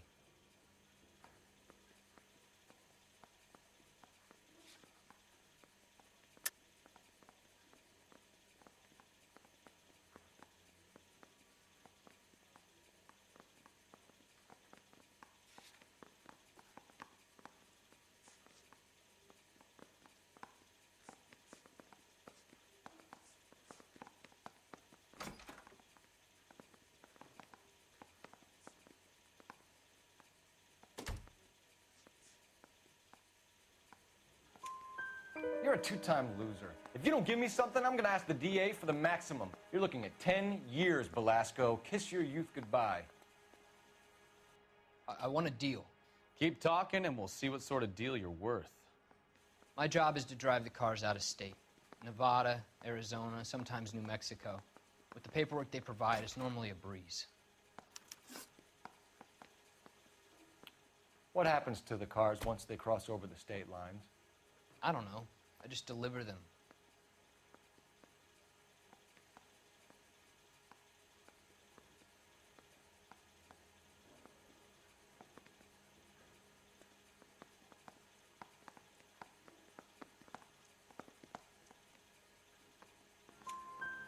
Give me something, Velasco, or I'll take you back to the cells and tell the whole station you're a child molester. How long do you think you'll last? Okay.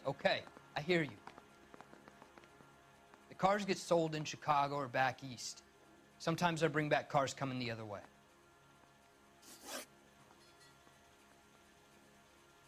Where do you pick up the cars, Velasco? Warehouses. Mainly in East downtown.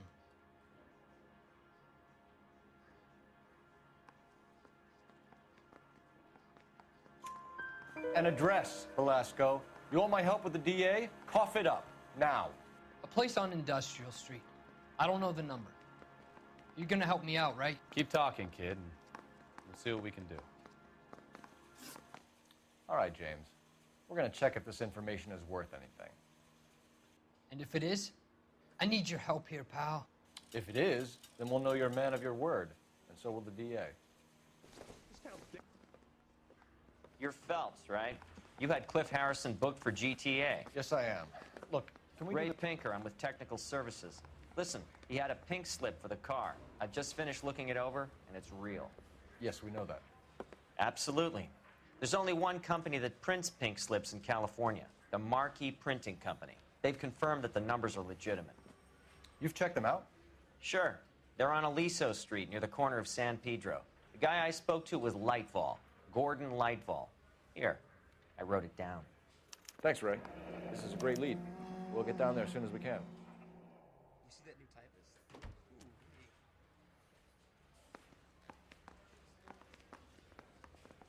Phelps, Your GTA suspect, Gene Archer, spotted by a patrolman.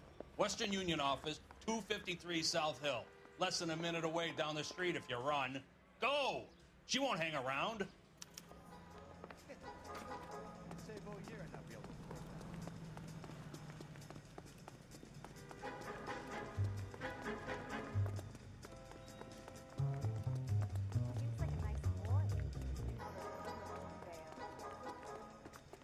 Come on, we don't want to lose her.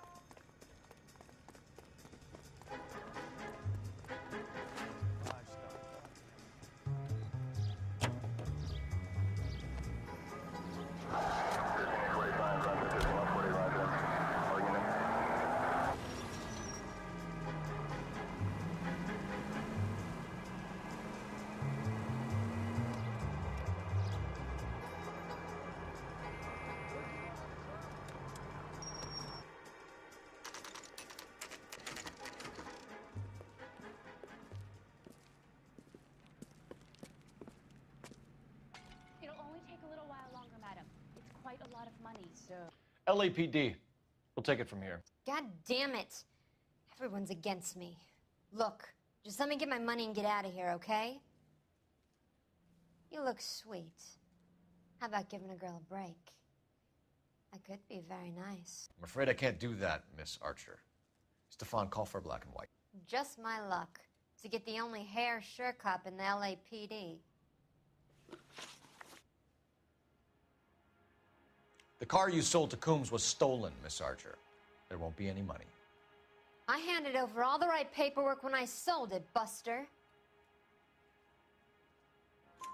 Gene, you've blown open the whole operation because you were dumb enough to try to sell one of the cars. What do you think they're going to do to you? Give me something. I was just doing what they do. They paid me $50 to drive the car. I made $2 grand selling it. You made zero. And if they catch you, you're dead. Is that all your life's worth? Look, a girl needs things. I don't see you looking out for me.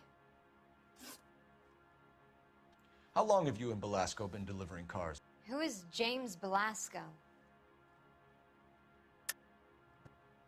You're lying. James Belasco. I don't remember mentioning his first name, Miss Archer. Oh, well, I think you did, didn't you? Well, I'm sure of it. Anyway, I don't know him.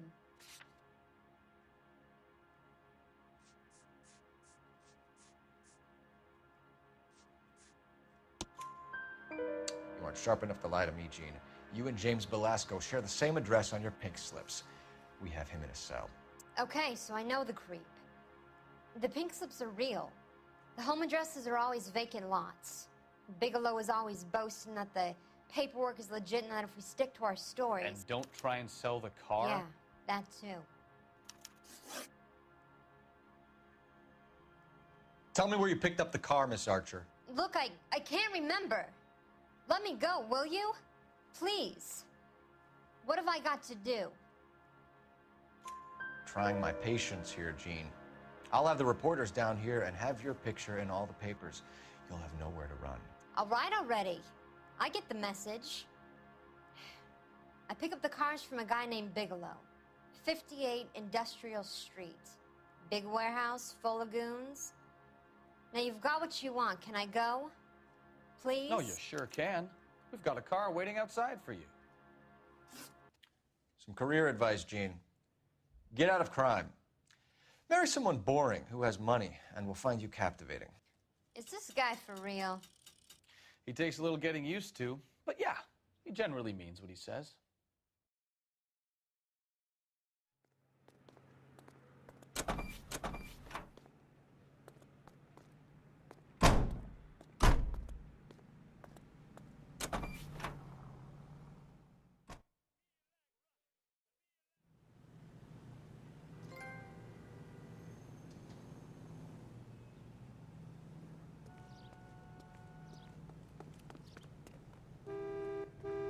You're behind the wheel.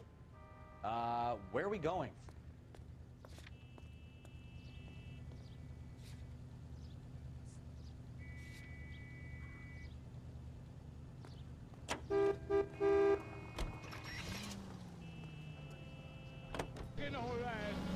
Friendly girl. Used to getting her own way. Little did she know her feminine charms were useless against the impenetrable Cole Phelps. She's not my type. And what is your type, Phelps? I'm married. I know that. But you're not blind or dead inside, are you? Wait, scrap that second half of the question. I don't know. Blondes, I guess. Hallelujah! The man is human after all. Now we're getting somewhere. Yep, I'm with you on the blonde. Brunettes are fine too. And there's nothing wrong with a good redhead. But I draw the line at gray. You know what? I might have to lift that embargo soon in the interest of maintaining a free market. A man with high standards. The standards are only as high as the last glass of whiskey.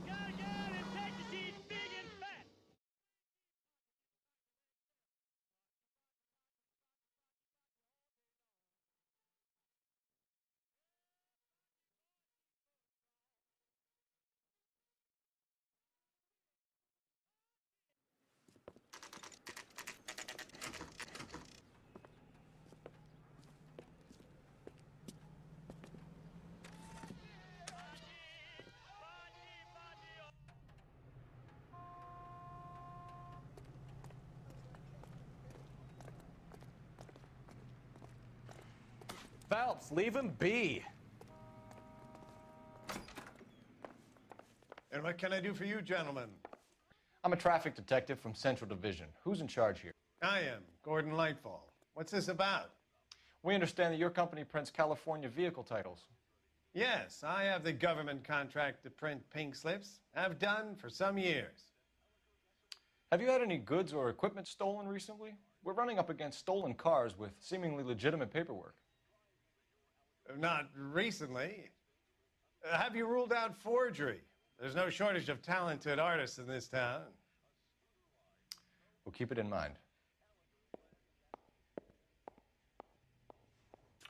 We have some questions for you, Mr. Lightfall.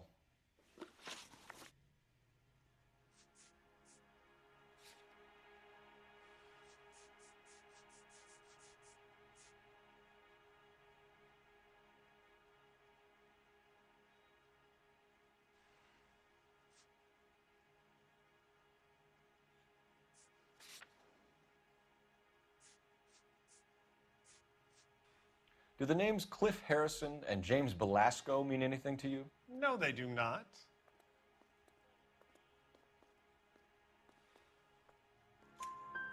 Harrison bought his car from Coombs. The pink slip looks good, and that points the finger here. Do you have any employee trouble? No, I don't. They've all been carefully screened. Look, now that I think about it, the name Coombs sounds familiar. I think they may have been involved in stolen documents in the past.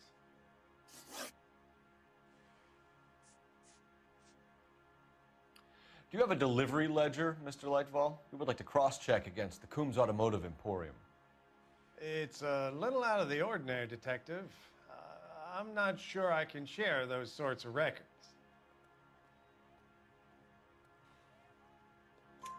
Hand it over, Lightfall. You don't want us having bad thoughts about you, do you? Very well, but this really is irregular. Over here.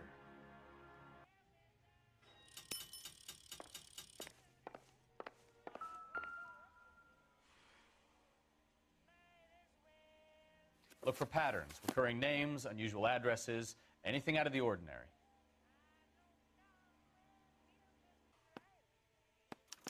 You certainly encourage repeat business, Lightfall. This Mr. Bigelow is a good customer.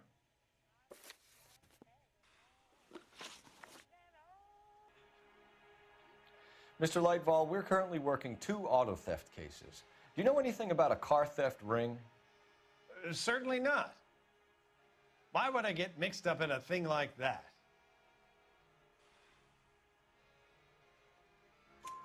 We have suspects with legitimate pink slips that were printed here, Lightfall. You better give me something before I bring the whole department down here. Don't be hysterical, Detective. As a matter of fact, we had a similar problem a couple of years ago. A number of used car lots were selling blank documents to a criminal organization. Sorry to bother you, sir. We'll let you know if there are any developments.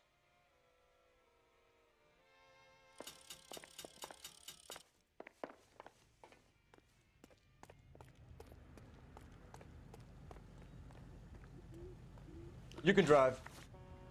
And where exactly are we going?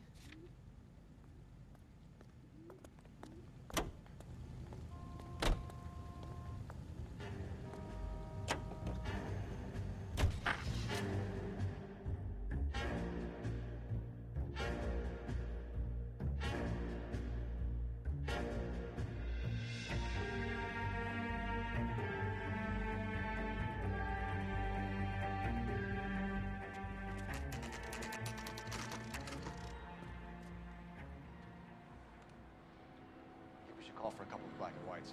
Get Fleischer down here. I thought you Marines were gung-ho, Cole. You have a 45. Don't you ever want to use it? I'll take the back. Just give me a few seconds to get around there.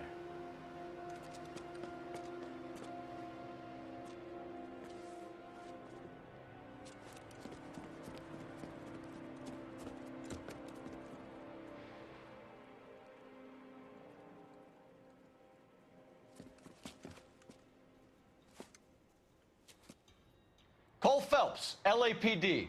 All of you are coming downtown with me.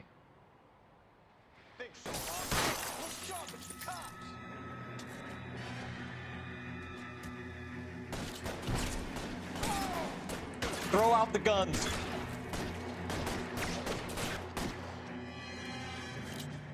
Pretty brave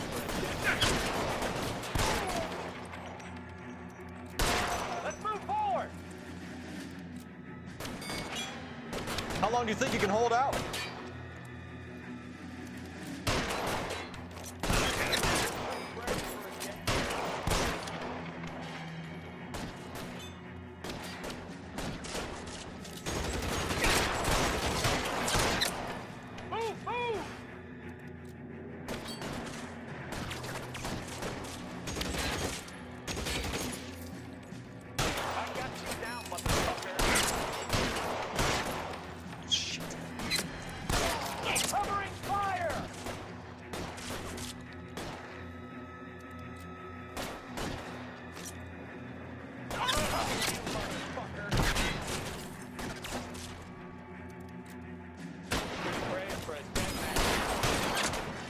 You're surrounded, and your buddies are dead.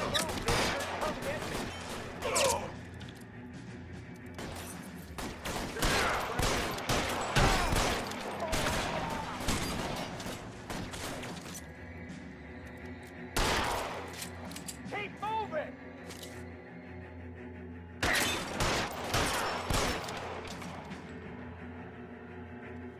Let's clear the top floor. I don't want to get drilled in the back on the way out.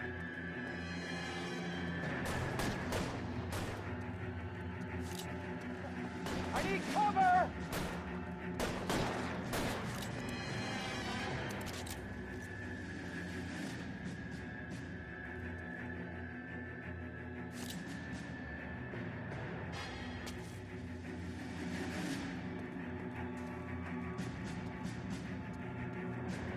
You're too exposed! Weapons on the ground, now!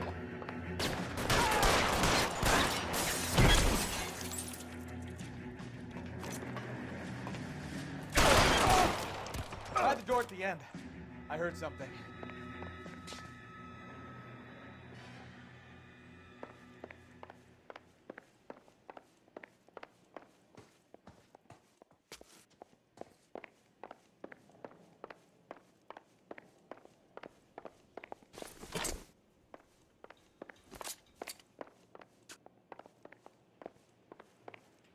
All right, don't shoot!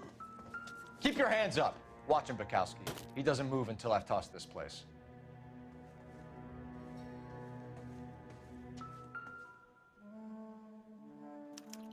There are enough slips here to keep them stealing cars till Christmas.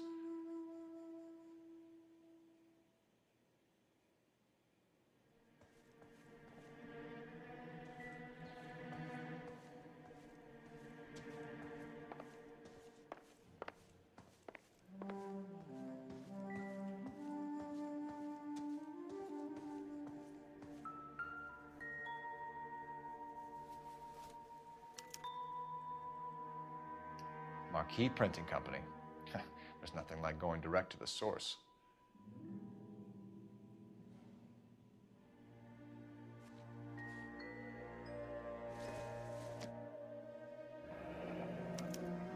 betting slip. Looks like Mr. Lightfall has been on a losing streak.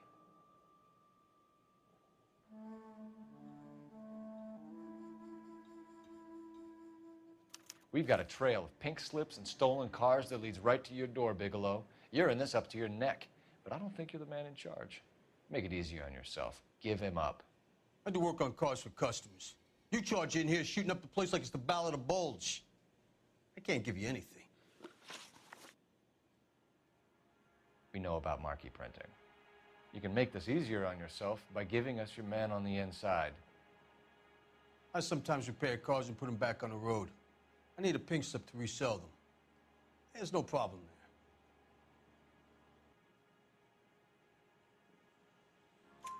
there. There are at least 4 dead men in this warehouse. A couple more. Punks won't make for that much extra paperwork.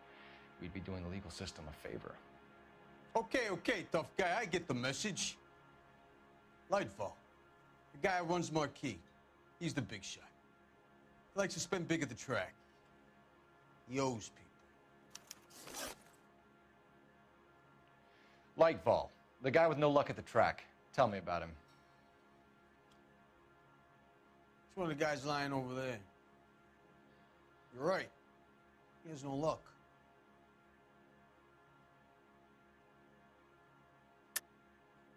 That's the best lie you can come up with, Bigelow? Hey, would I lie to you, detective?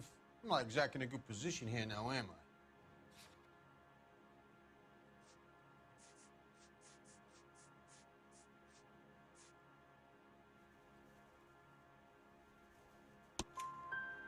Gordon Lightfall owns Marquee Printing, a government print shop. He's losing big at the track. He has these big government contracts. He's in hock over 20 grand. If the feds find out, contracts will be all over. Lightfall plays ball. All right, Bigelow. The heat is off you. Play your cards right and you'll be able to count your time in Quentin on one hand.